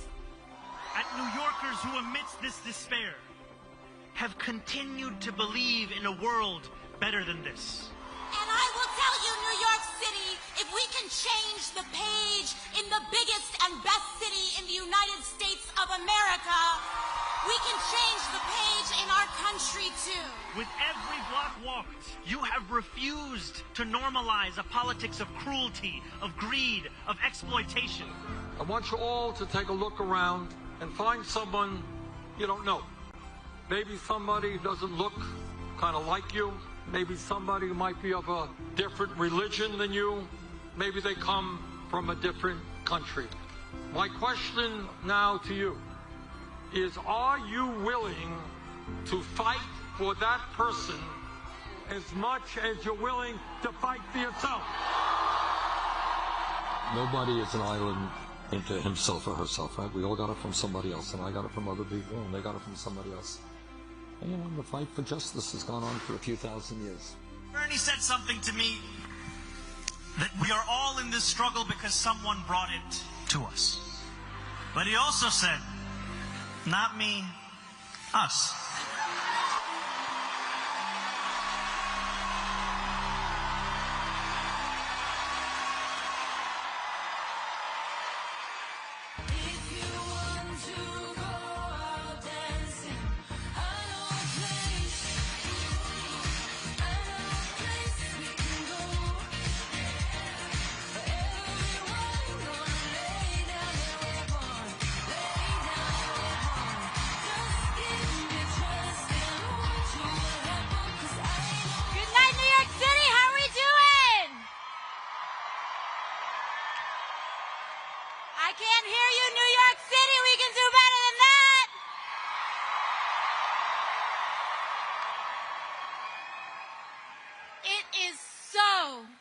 To be home. And it is especially great to be gathering with you all tonight in Queens, New York, the world's borough, the jewel of America. Just in this slice of New York City alone, we represent over 100 languages and cultures. We welcome people of all religions, faiths, and creeds. We honor all genders, races, orientations, and status. And here, we defend immigrants. We are a working people's borough in a working people's city. And all of that makes us a fascist's worst nightmare.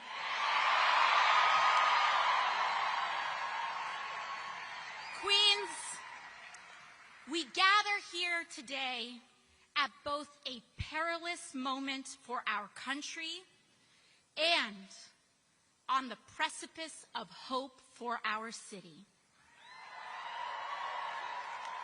Because in 9 short days, we will work our hearts out to elect Zohran Mamdani as the next mayor of the great city of New York.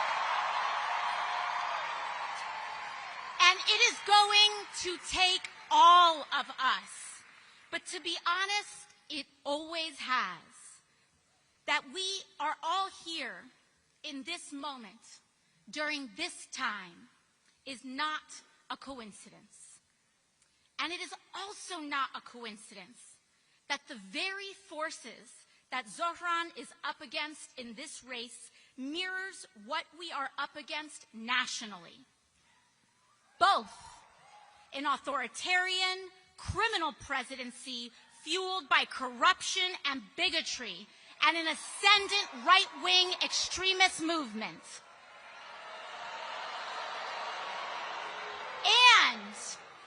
And an insufficient, eroded, bygone political establishment, this time in the form of Andrew Cuomo, whose pursuit of power has blinded them from what that power is supposed to be used for in the first place, which is to aid and put the working people of America and New York City first. And Queens, both of these challenges are fueled and funded by the same billionaire class whose apparent greatest fear is an equitable, affordable, and prosperous nation and city for all, not just the very few. But we have been here before as a city and a country, and we have won before, and we will win again on November 4th. Because Queens, it has always been in our nation's darkest chapters that our brightest lights emerge. And we, each and every one of us, whether we like it or not, are living history today. From our nation's beginning, American democracy has always reflected the struggle between humanity's highest and lowest natures, between subjects and citizens, the Confederacy and the Union, freedom and bondage, labor and capital rights and regimes. And it is no different today. The struggle of our time today is the single most unjust concentration of wealth in the hands of the very few, unseen in our nation's history and the world's history. And it is a time such as this, in which demanding what should be considered the most basic tenets of human dignity, that is considered a radical and outlandish act. It is a time such as today, when demanding affordable housing is considered a radical and outlandish act, that we can afford our lives, our groceries, our transit, is considered an outlandish and radical act, that we accept our neighbor as ourselves, a radical and outlandish act. But we must remember, in a time such as this, we are not the crazy ones, New York City. We are not the outlandish ones, New York City. They want us to think we are crazy. We are sane. To demand an affordable and decent housing, a decent wage, the right to health care, that we pay to care for our people instead of the flattening of Palestinians and oppressed people abroad is not a radical act. It is basic and core humanity. That is why the election of Zohran is as important as our cause today. Childcare, buses, rent, and our rights. Here in New York City, it is the jewel and the center of all that is possible in America. And on November 4th, we will prove that today. We will prove it to the world, and we will prove it to the nation. And we will send a loud message to President Donald Trump that his authoritarianism is no good here. We will send a message that to ICE that secret police do not belong here. And we will demonstrate the heroism that exists in the everyday people throughout our city. Heroism like that we saw last week, a young woman in a polka dot dress standing up to a secret police officer in Canal Street. She is New York City. The young man in a white helmet jumping off his bicycle saying, "Not in my neighborhood." That is New York City. The line cooks and the delivery workers every day serving and making sure that we are clothed and fed and that our children are cared for. That is America, New York City. That is who we fight for. That is what this victory is about. Because New York, America, our freedoms and our future. When I think about what is happening throughout our nation today and what Donald Trump has even done, reflected, symbolic of so much in his demolition of the White House and the East Wing. We see what he's doing to that, and we must let him know that this injustice, no matter what he's doing, that house doesn't belong to him, New York. It belongs to us. It belongs to the people of this country. And I want us all to remember and to know that the future, our future, is not determined by a despot in a house built by enslaved people. Our future will be determined not in a house built by slaves, but in a city built by freemen, in a city built by unionists and immigrants and suffragists. The bricks laid by working people, past, present, and future, the seamstresses and the unionists who paid for our rights in blood. This city was built by the Irish escaping famine, Italians fleeing fascism, Jews escaping Holocaust, Black Americans fleeing slavery and Jim Crow, Latinos seeking a better life, Native people standing for themselves, Asian Americans coming together in Queens, in Brooklyn, in the Bronx, in Manhattan, in Staten Island, in this country, in a vision to build the freest, toughest, and greatest city on earth, and we will not stop now, New York. It is no surprise.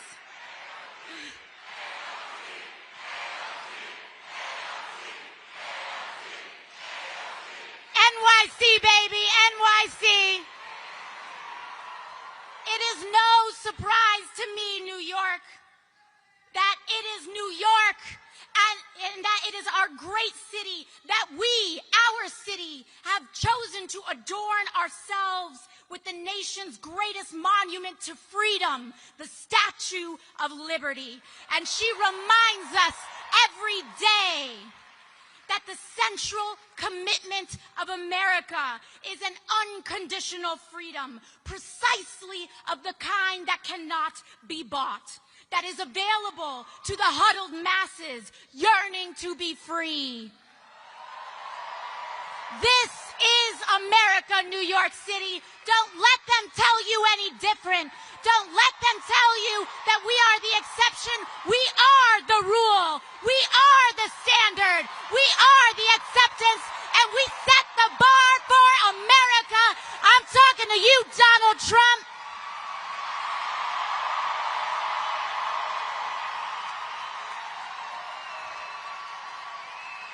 There has been a day before his presidency, and there will be a day after. And it belongs to us. Thank you, New York. I love you, New York. You have made my life possible, my mother's life possible, my father's life possible. All of our lives have been made possible by this great city and by our shared contract and bond to one another. And it is my honor tonight to introduce to you all another great-born New Yorker.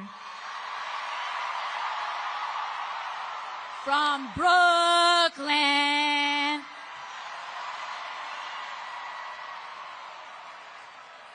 Senator Sanders and I recently came in. We were in Indiana last night.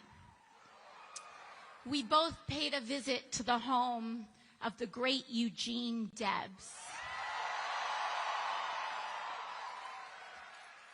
And I had the honor of presenting Senator Sanders last night with the National Eugene Debs Award,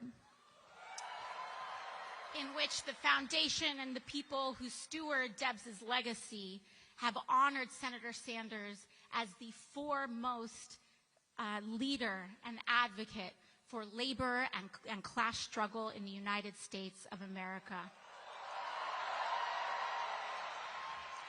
And it remains such a great privilege and honor to call him a friend, a mentor, a treasured person that we have, and a New Yorker, that's right. And so I know we all love him so dearly. And so let's make sure that we give him the biggest rousing welcome that he receives this year in introducing Senator Bernie Sanders.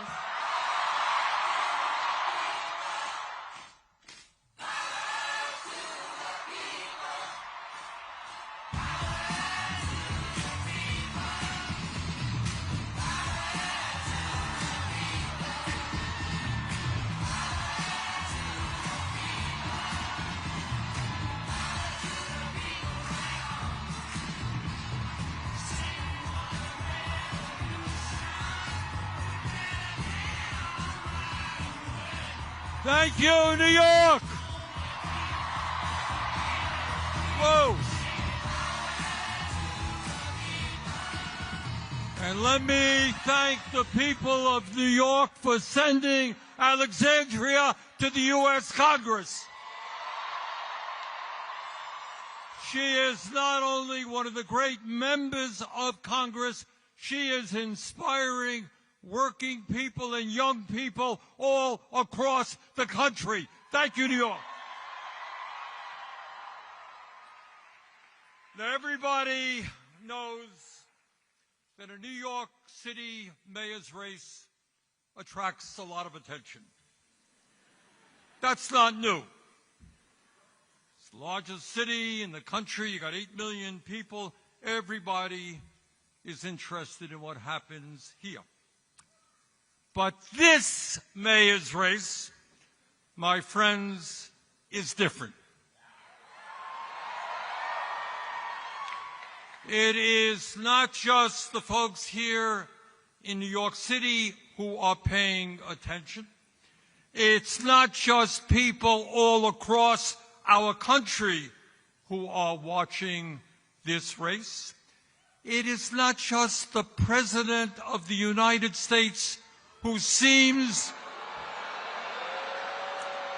to be very, very concerned about who wins this election. The truth is that people all over the world are paying attention to what will happen here a week from Tuesday. Now, why is that? Why has this campaign created such an unbelievable amount of interest, literally all over the world? And the answer is obvious. These are not normal times. this is not a normal election. This election takes place at a moment in American history when we have a rigged economy with more income and wealth inequality than we have ever had in the history of our country. This election takes place at a time when the wealthiest people in America have never, ever had it so good, while 60% of people in our country are living paycheck to paycheck, struggling to pay their rent or mortgage, struggling to afford child care or higher education for their kids, struggling to afford health care, struggling to afford decent quality food, struggling how to figure out how they will retire with some shred of dignity after working their entire lives.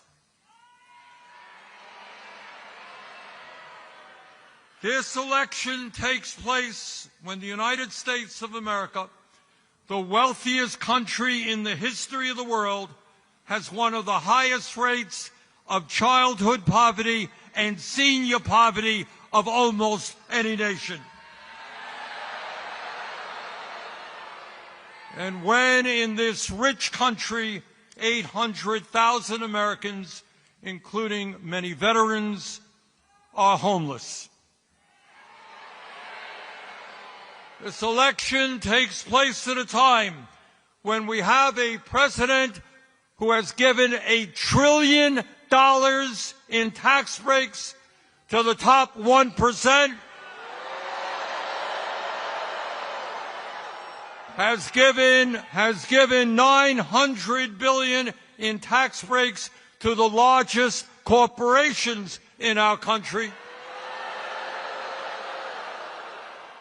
And to pay for those tax breaks, he is throwing 15 million Americans off the health care they have by slashing Medicaid. And in addition, he is forcing over 20 million Americans to see a doubling in their health care premiums. This election is taking place when we have an administration in Washington which every day is moving us toward an authoritarian society, undermining our Constitution and the rule of law. This election is taking place when we have a corrupt campaign finance system which allows billionaires in both political parties to select the candidates they want and to buy elections. Ordinary Americans get one vote. You get one vote. Meanwhile, billionaires get the opportunity to spend as much as they want to elect the candidates they want. That is the context in which this election is taking place. That is why this election is so enormously important, and that is why Zohran Mamdani must become the next mayor of New York.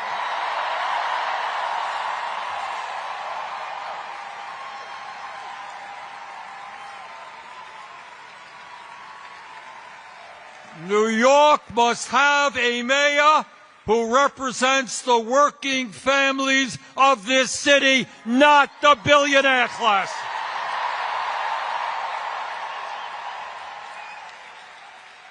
The reason why this campaign has generated so much interest around the world and so much excitement is that people want to know the answer to one very simple question, and that is in the year 2025, when the people on top have never ever had so much economic and political power, is it possible?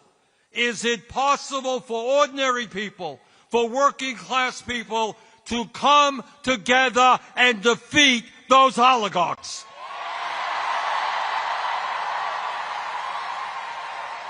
You're damn right we can.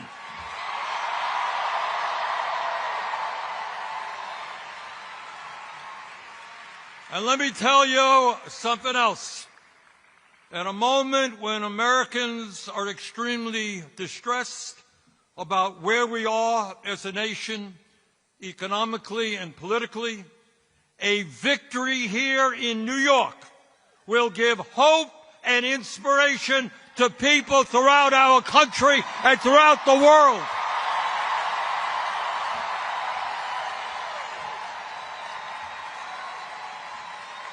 That is what this election is about. And that is why Donald Trump is paying attention to this election. Ordinary people, working class people, black and white and Latino, Asian, gay and straight, coming together to take on the oligarchy. That is Trump's worst nightmare.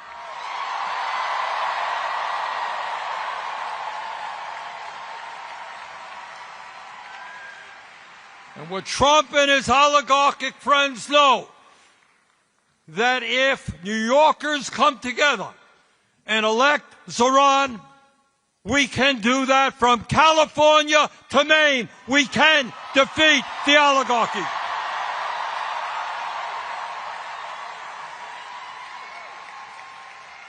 And what the oligarchs fear, what they fear is that people will start understanding that this country belongs to us, not them.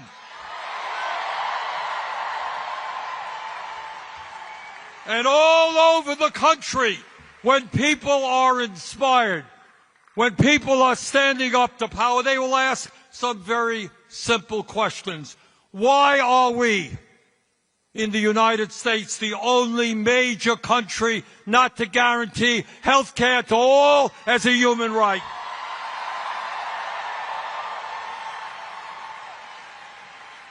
Why aren't we paying our teachers the salaries they deserve, so that we can have the best public educational system in the world? Why aren't we doing what used to exist in New York and all over this country 70 years ago, make public colleges and universities tuition free?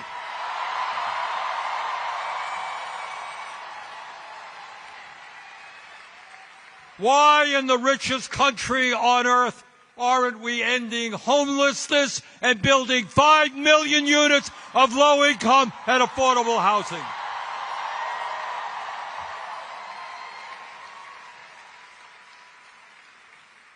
Why don't we make it easier for workers to join unions?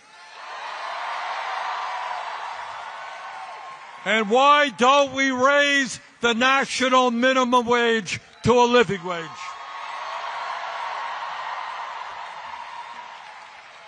And when so many of our seniors are struggling to cover their basic needs, some 22% of seniors in America are trying to survive on $15,000 a year less. Why aren't we raising Social Security benefits and providing pensions to the workers in this country who desperately need them?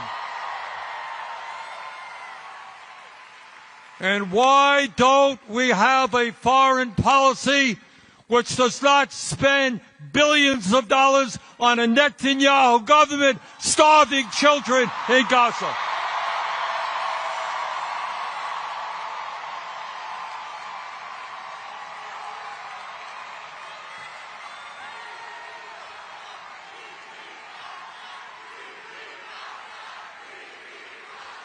In other words, my friends, In other words, my friends, a victory for Zohran will help Americans understand that in the richest country in the history of the world, there is nothing we cannot accomplish.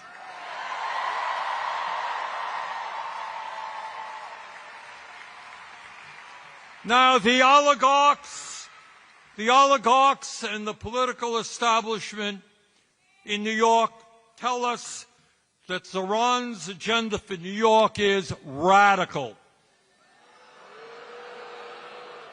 Really? At a time when working families in this city are finding it hard to live here because of the outrageously high cost of housing, I don't think it's radical to say that the city should freeze the rent and triple its stock of affordable housing. That ain't radical. At a time when working families can't afford the high cost of childcare, and psychologists tell us the most important years of human development, intellectual and emotional, are 0 through 4, why shouldn't we have a situation where every child in America gets the best quality child care we can provide?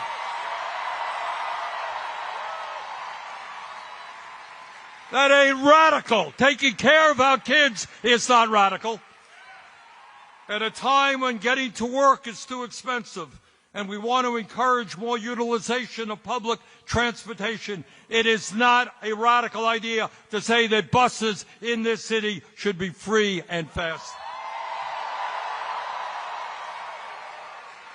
At a time when every parent wants their kids eating good quality food, not junk food, and there are neighborhoods in the city where it is simply not affordable or possible to get that food, it is not a radical idea to say that there should be municipally funded grocery stores. And by the way, when billionaires and large corporations and the very wealthy are doing extraordinarily well, when the very richest people in this country often pay an effective tax rate lower than truck drivers or nurses, it is not a radical idea to say that the rich should start paying their fair share of taxes.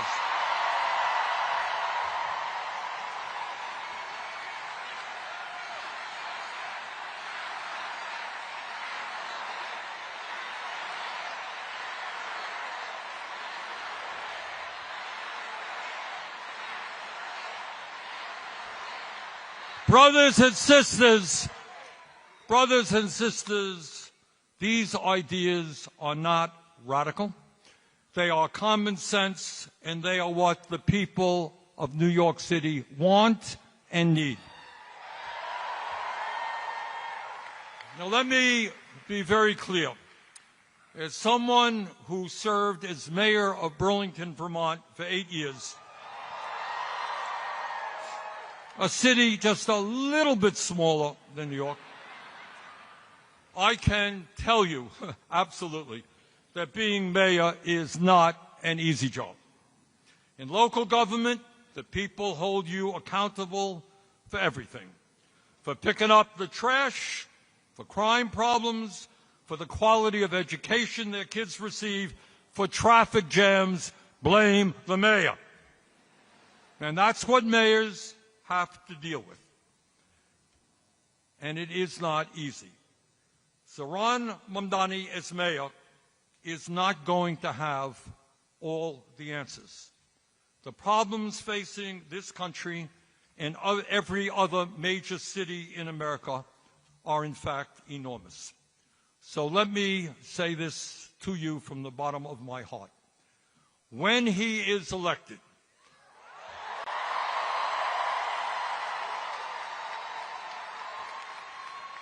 your job is not over.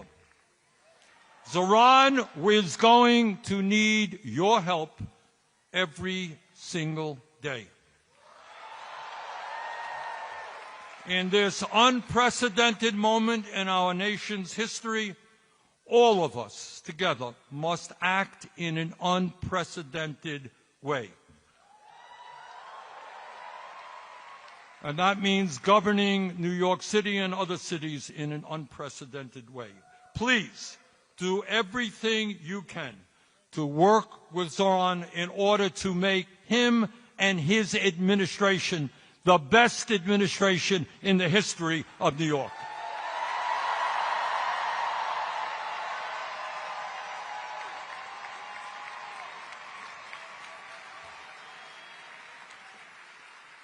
Let me conclude by saying this, and I say this again as somebody who became mayor of Burlington, Vermont in 1981 by winning that election by 10 votes after a recount.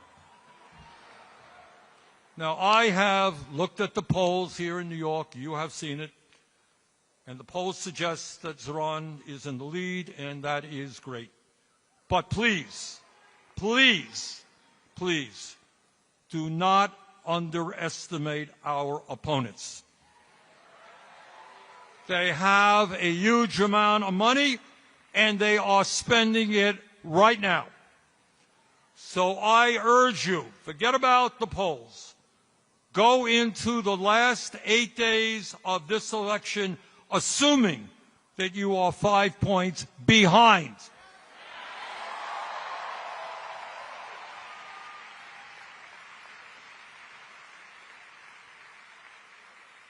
So what you guys are going to have to do, along with the other 80,000 volunteers in the Mamdani campaign, you've got to do everything that you can to bring people to the polls in early voting, which is taking place right now, and on Election Day.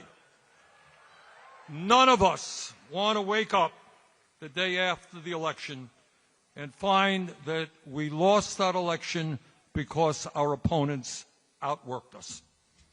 That must not happen.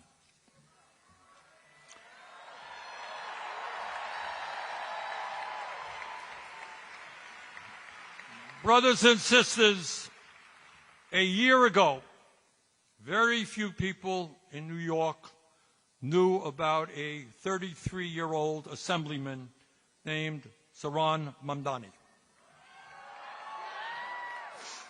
And when he first entered this race for mayor, he was polling at all of 1%. Nobody knew who this guy was. But Zohran did what people who are serious about real change always do.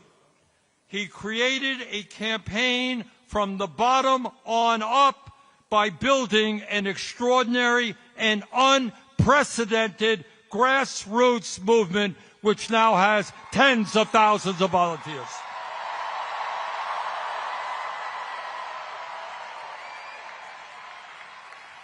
Unlike his opponents, he didn't go running to the billionaires for campaign contributions. He went to the people with an agenda that made sense to them. And despite being outspent 4-1, Zohran won the primary. And brothers and sisters, with your help over the next 8 days, this young man is going to make American history. It is my honor to introduce the next mayor of the city of New York, Zohran Mamdani.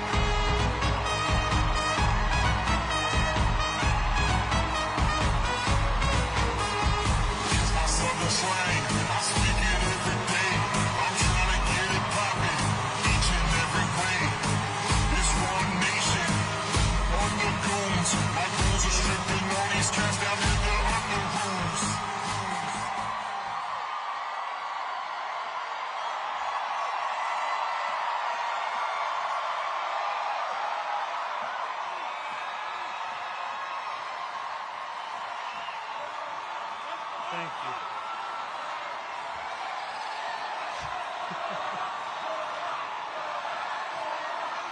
Thank you so much.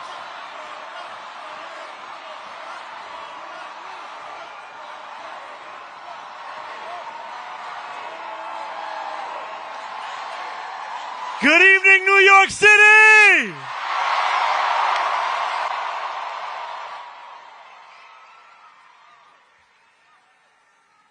How we all doing?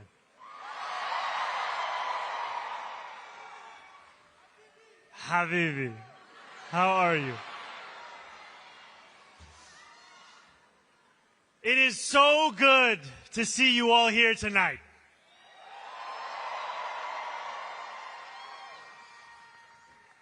Now, as you know, a politician is only as good as the team around them. So I have to ask that team to start up this teleprompter. Because right now, it's off the top of the dome.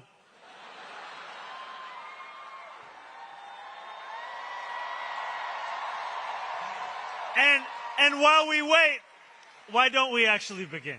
Can we first hear a round of applause for our incredible MC, Sarah Sherman?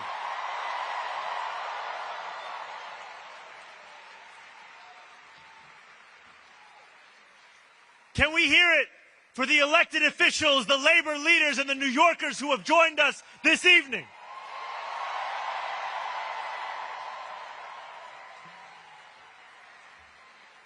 And can we hear it for Congresswoman Alexandria Ocasio-Cortez?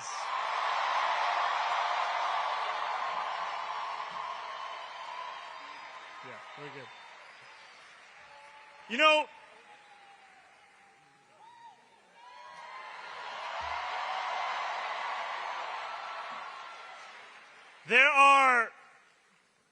there are many things one can say about our Congresswoman, but I want to tell you a story about 2021. When we went on a 15-day hunger strike and won $450 million in debt relief for working-class taxi drivers, the Congresswoman was there with us on that picket line. She was there with us on the phone after everyone else had gone home. And she was there with us again in the primary of this election. And that's because she's there for working people. And now we are just getting started. And let's please make some noise for Senator Bernie Sanders.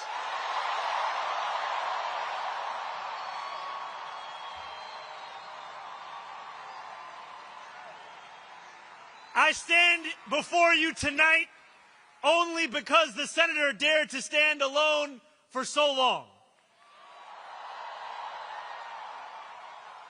I speak the language of democratic socialism only because he spoke it first.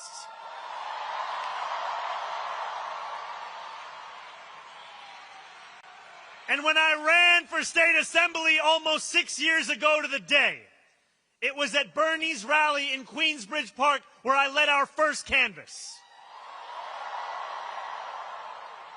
Signing people up for our email lists, asking them for $5 or $10, and encouraging them to believe that the politics of not me, us applied to our state government just as much as our national one. When we win on November 4th,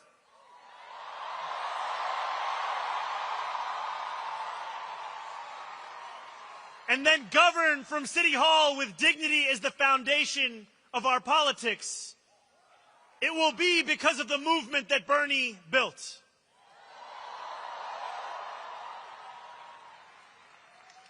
I stand before you tonight as the nominee of a Democratic Party reinvigorated in its pursuit of making government work for everyone, not just the wealthy and the well-connected.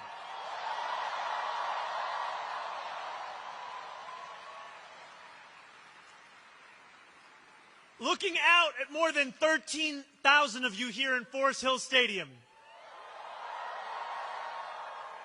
It is tempting to believe that this moment was always destined. Yet when we launched this campaign on October 23rd, 1 year and 3 days ago, there was not a single television camera there to cover it. When we launched this campaign 1 year and 3 days ago, my name was a statistical anomaly in every poll. 4 months later, as recently as this February, our support had reached the eye-watering heights of 1%. We were tied with noted candidate, someone else. I always knew we could beat him. When we launched this campaign 1 year and 3 days ago, the political world did not pay it much attention because we were looking to build a movement that reflected the city as it actually is, not just the one that political consultants think exists on a spreadsheet.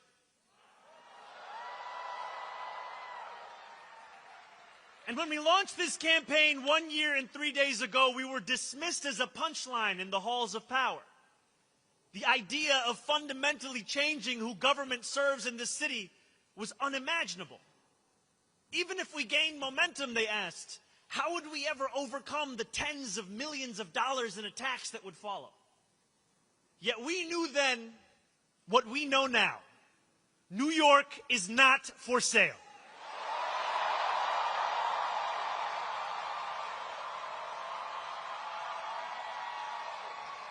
As young people showed up in record numbers, as immigrants saw themselves in the politics of their city, as seniors, once skeptical, dared to dream again, we spoke with one voice. New York is not for sale. And now, as we stand on the precipice of taking this city back from corrupt politicians and the billionaires that fund them, let our words ring out so loud tonight that Andrew Cuomo can hear them in his $8,000 a month apartment.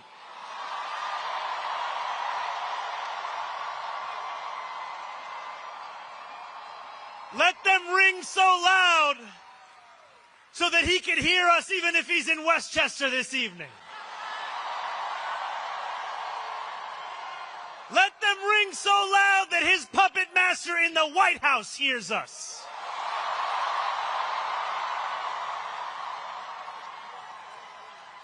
New York is not for sale.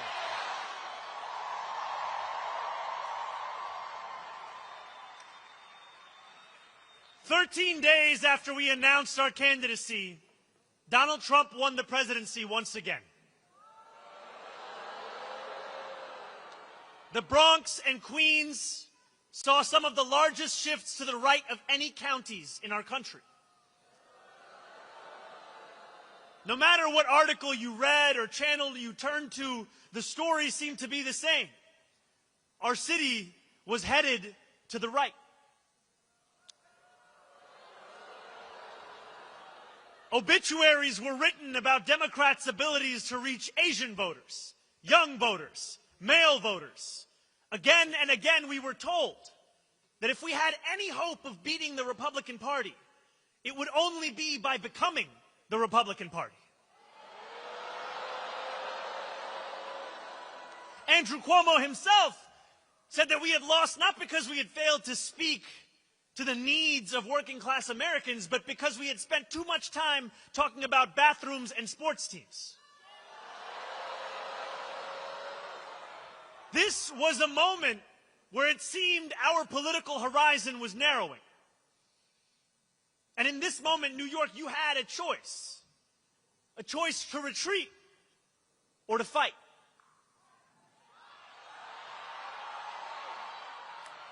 And the choice that we made was to stop listening to those experts and to start listening to you.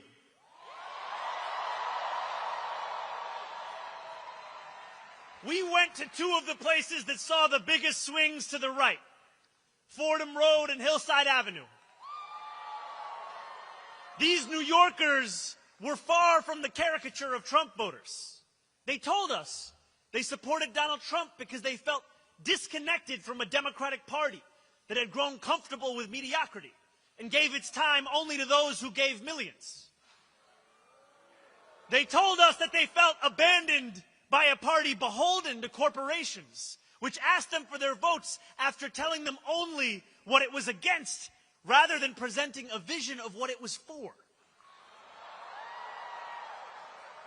They told us they didn't believe in a system anymore that did not even pretend to offer solutions to the defining challenge of their lives, the cost of living crisis. Rent was too expensive. So were groceries. So was childcare. So was taking the bus, and working 2 or 3 jobs still wasn't enough. Trump, for all his many flaws, had promised them an agenda that would put more money in their pockets and lower the cost of living. Donald Trump lied. It was up to us to deliver for the working people he left behind. Over the 8 months of the primary, we told New Yorkers how we intended to address that very same affordability crisis. We did not do it alone. This was a movement powered by tens of thousands of everyday New Yorkers who knocked doors between 12-hour shifts at work and phone banked until their fingers were numb. People who had never voted before became die-hard canvassers. Community formed. Our city got to know each other and itself. This, my friends, was your movement. And it always will be.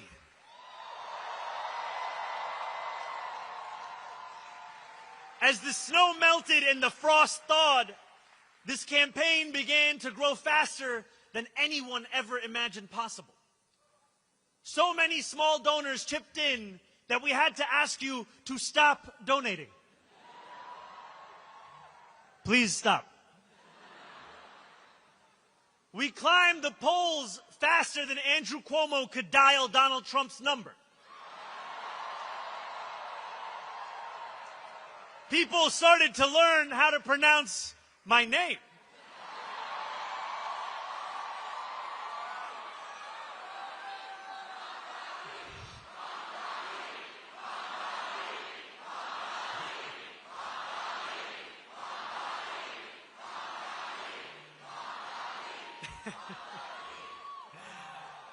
And the billionaires got scared. Or, as the New York Times would describe it, the Hamptons was basically in group therapy about the mayoral race.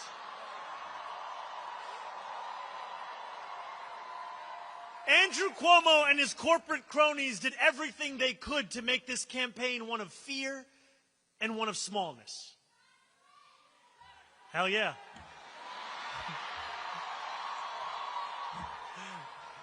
Obviously. They pumped millions into this race, artificially lengthened my beard to make me seem menacing, painted our city as a dystopian hellhole, and worked night and day to divide the people of New York.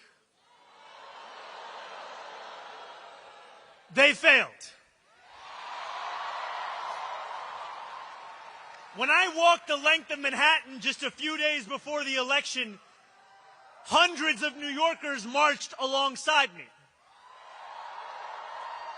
And when we strode into Times Square under a billboard with betting odds that showed Cuomo's chances of winning at nearly 80%, we knew that the so-called experts were set to get it wrong yet again. Andrew Cuomo was supposed to be inevitable. And then on June 24th, we shattered that inevitability.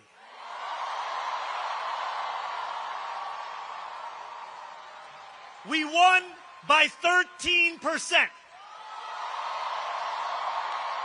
with the most votes in any citywide primary in New York City history.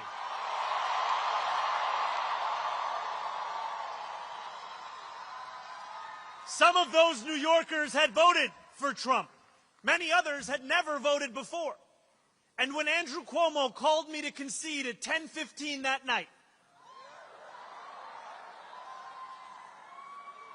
he said over the phone that we had created a tremendous force.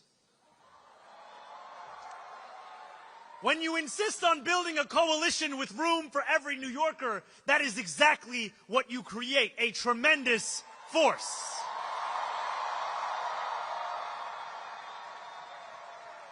That force has only grown over these past 4 months.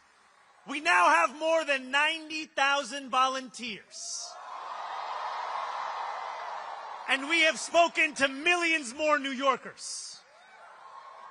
We have put forth new plans in these last few months for how we will govern, hiring thousands more teachers for our schools,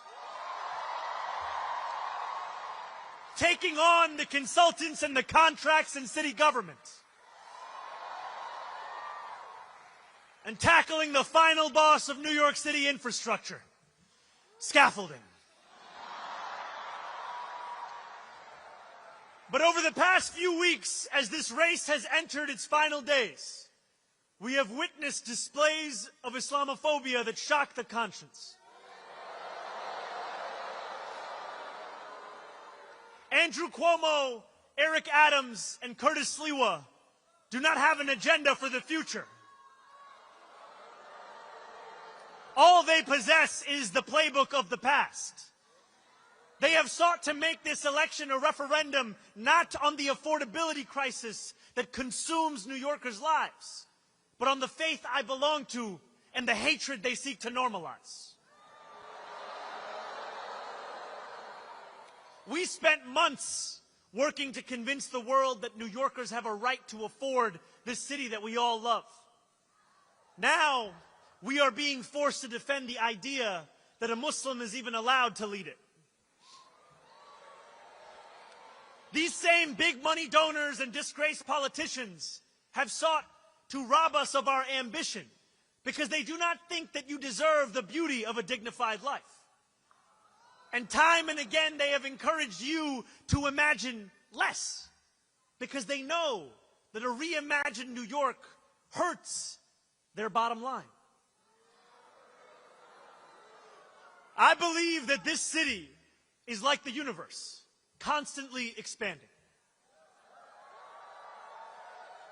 We deserve a city government as ambitious as the working New Yorkers who make it the greatest city in the world.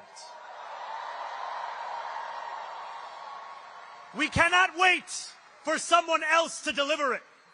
We are not afforded the luxury of waiting, because too often to wait is to trust those who delivered us to this point. On November 4th, we will set the course of our city back in the direction it belongs. And in doing so, we will answer a question that our nation has wrestled with from the dawn of our founding. Who is allowed to be free? There are some who hear that question and they know the answer without hesitation. They are the oligarchs who have accumulated vast wealth off those who labor from before the light breaks the horizon until long after color has drained from the sky. These are the robber barons of America, and they believe their money affords them a larger say than the rest of us. I am not just talking about the Bill Ackmans and Ken Langones of the world. I speak of people whose names you are not familiar with, who have no qualms about contributing more to super PACs than we would ever tax them, and who celebrate when those PACs flood our airwaves with commercials that plaster the words "global jihad" over my face.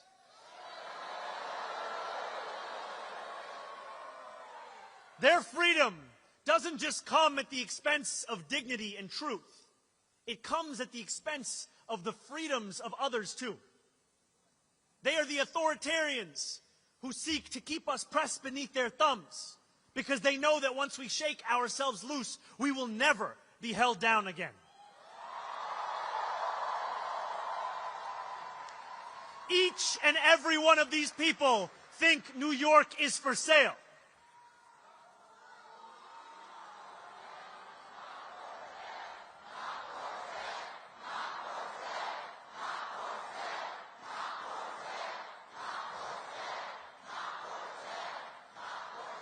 For too long, my friends, freedom has belonged only to those who can afford to buy it. The oligarchs of New York are the wealthiest people in the wealthiest city, in the wealthiest nation in the history of the world. They do not want the equation to change. They will do everything they can to prevent their grip from weakening. The truth is as simple as it is non-negotiable. We are all allowed freedom.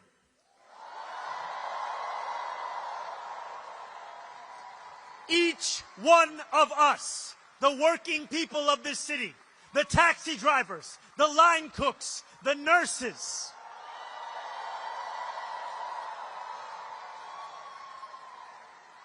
all those seeking lives of grace, not greed, we all get to be free.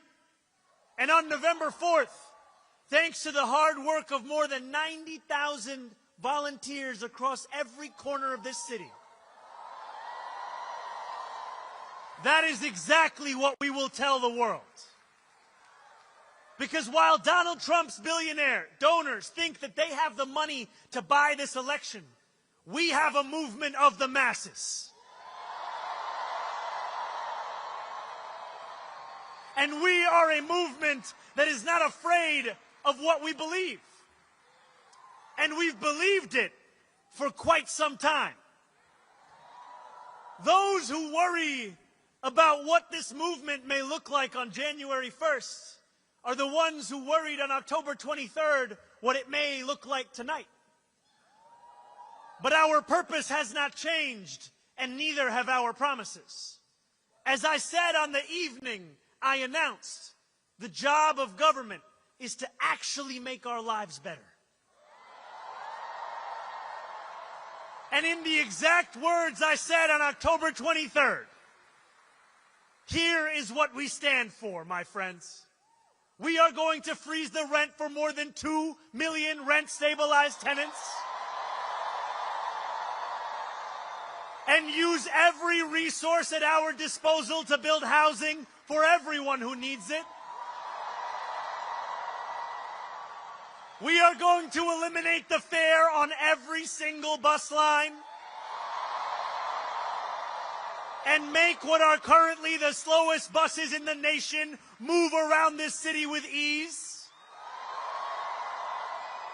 And we are going to create universal child care at no cost to parents, so New Yorkers can raise their family in the city they love. Together, New York, we're going to freeze the... Together, New York, we're going to make buses fast and... Together, New York, we're going to deliver universal... We will make our city one where every person who calls it home can live a dignified life. No New Yorker should ever be priced out of anything they need to survive. And we believe then, we believe today, we will believe tomorrow that it is government's job to deliver that dignity. Dignity, my friends, is another way of saying freedom. Standing before you this evening, I take great strength from those who have labored mightily for the cause of freedom in America, who refused to accept that government could not meet what moments of crisis demanded from it. When the power of the people overwhelms the influence of the powerful, there is no crisis that government cannot meet. It was government that enacted a New Deal to lift a generation out of poverty, to create beautiful public goods, and establish the right to unionize and collectively bargain. My friends, the era of government that deems an issue too small or a crisis too big must come to an end. Because we need a government that is every bit as ambitious as our adversaries. A government strong enough to refuse the realities we will not accept and forge the future we know we deserve. A government that refuses to accept 1 in 4 New Yorkers living in poverty. That refuses to accept more than 150,000 public school students being homeless. That refuses to accept that 2 union salaries are not enough to put down a mortgage in this city. And a government that refuses to accept you being priced out of the very city you helped to build every single day. Time and again, our nation has teetered on the precipice of hopelessness. Now is one of those times. But in each of these moments, working people have reached into the darkness and reshaped our democracy. No longer will we allow the Republican Party to be the one of ambition. No longer will we have to open a history book to read about Democrats leading with big ideas. My friends, the world is changing. It's not a question of whether that change will come. It's a question of who will change it. We have an opportunity before us that few have ever received and even fewer have seized. It's the opportunity to show the world what it means to win freedom. It is the opportunity to live up to the legacy left by those who came before. We do not get to determine the scale of a crisis. Our choice is how we respond. Let us win a city hall that works for those straining to buy groceries, not those straining to buy our democracy.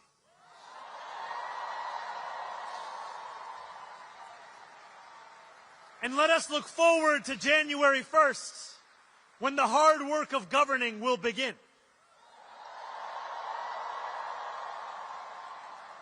Those in power would like to describe our policy commitments as if they are illusions that will evaporate as soon as we approach City Hall.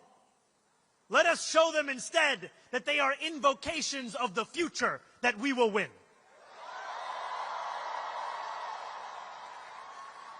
And let us prove to each and every New Yorker that a politics of expansion does not just mean imagination. It insists upon fulfillment. We can make City Hall a place where New Yorkers come to expect the future, not just failure. But we are not there yet. Just as Andrew Cuomo's victory in the primary was thought to be inevitable, the same narrative has started to form around us today. When you read the articles that tell a post-election story of triumph while we are amidst early voting, when you see the Kalshi odds that have our chances of victory in the 90s, know this: you are reading the same things that Andrew Cuomo read when he went to sleep each night in June, believing that his victory was promised. We cannot allow complacency to infiltrate this movement.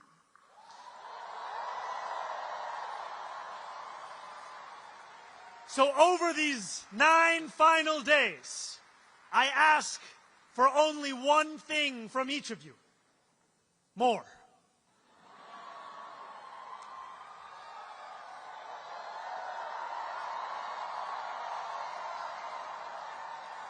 I know you are tired.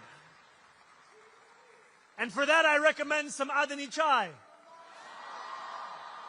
And still, I ask for more.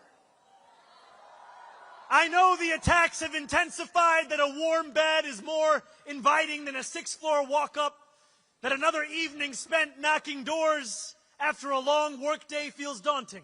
And still, I ask for more. I ask for more because that is the only way that we win a future of more. So if you are able, I urge you, my friends, stand up. If you have knocked a door, turn your flashlight on.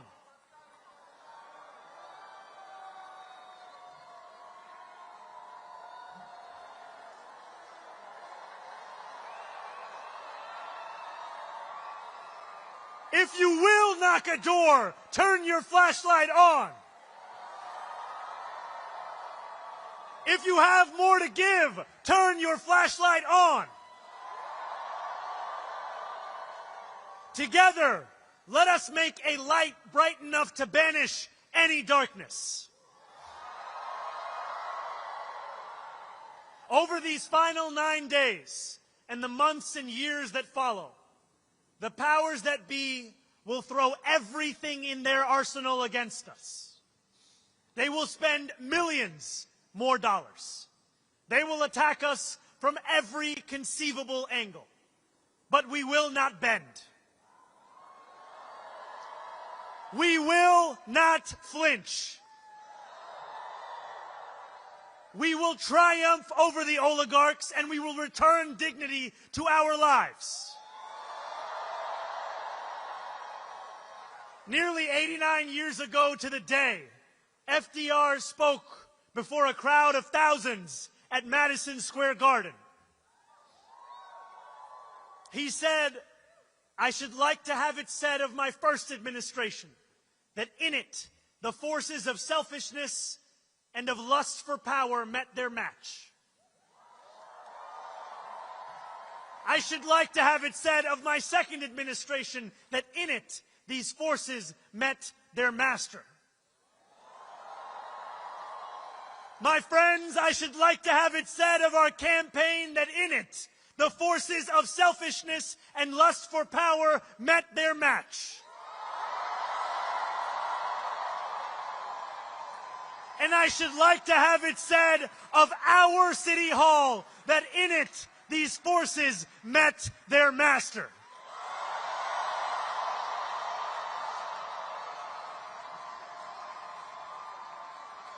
New York, our work has only just begun. On November 4th, we set ourselves free. Thank you.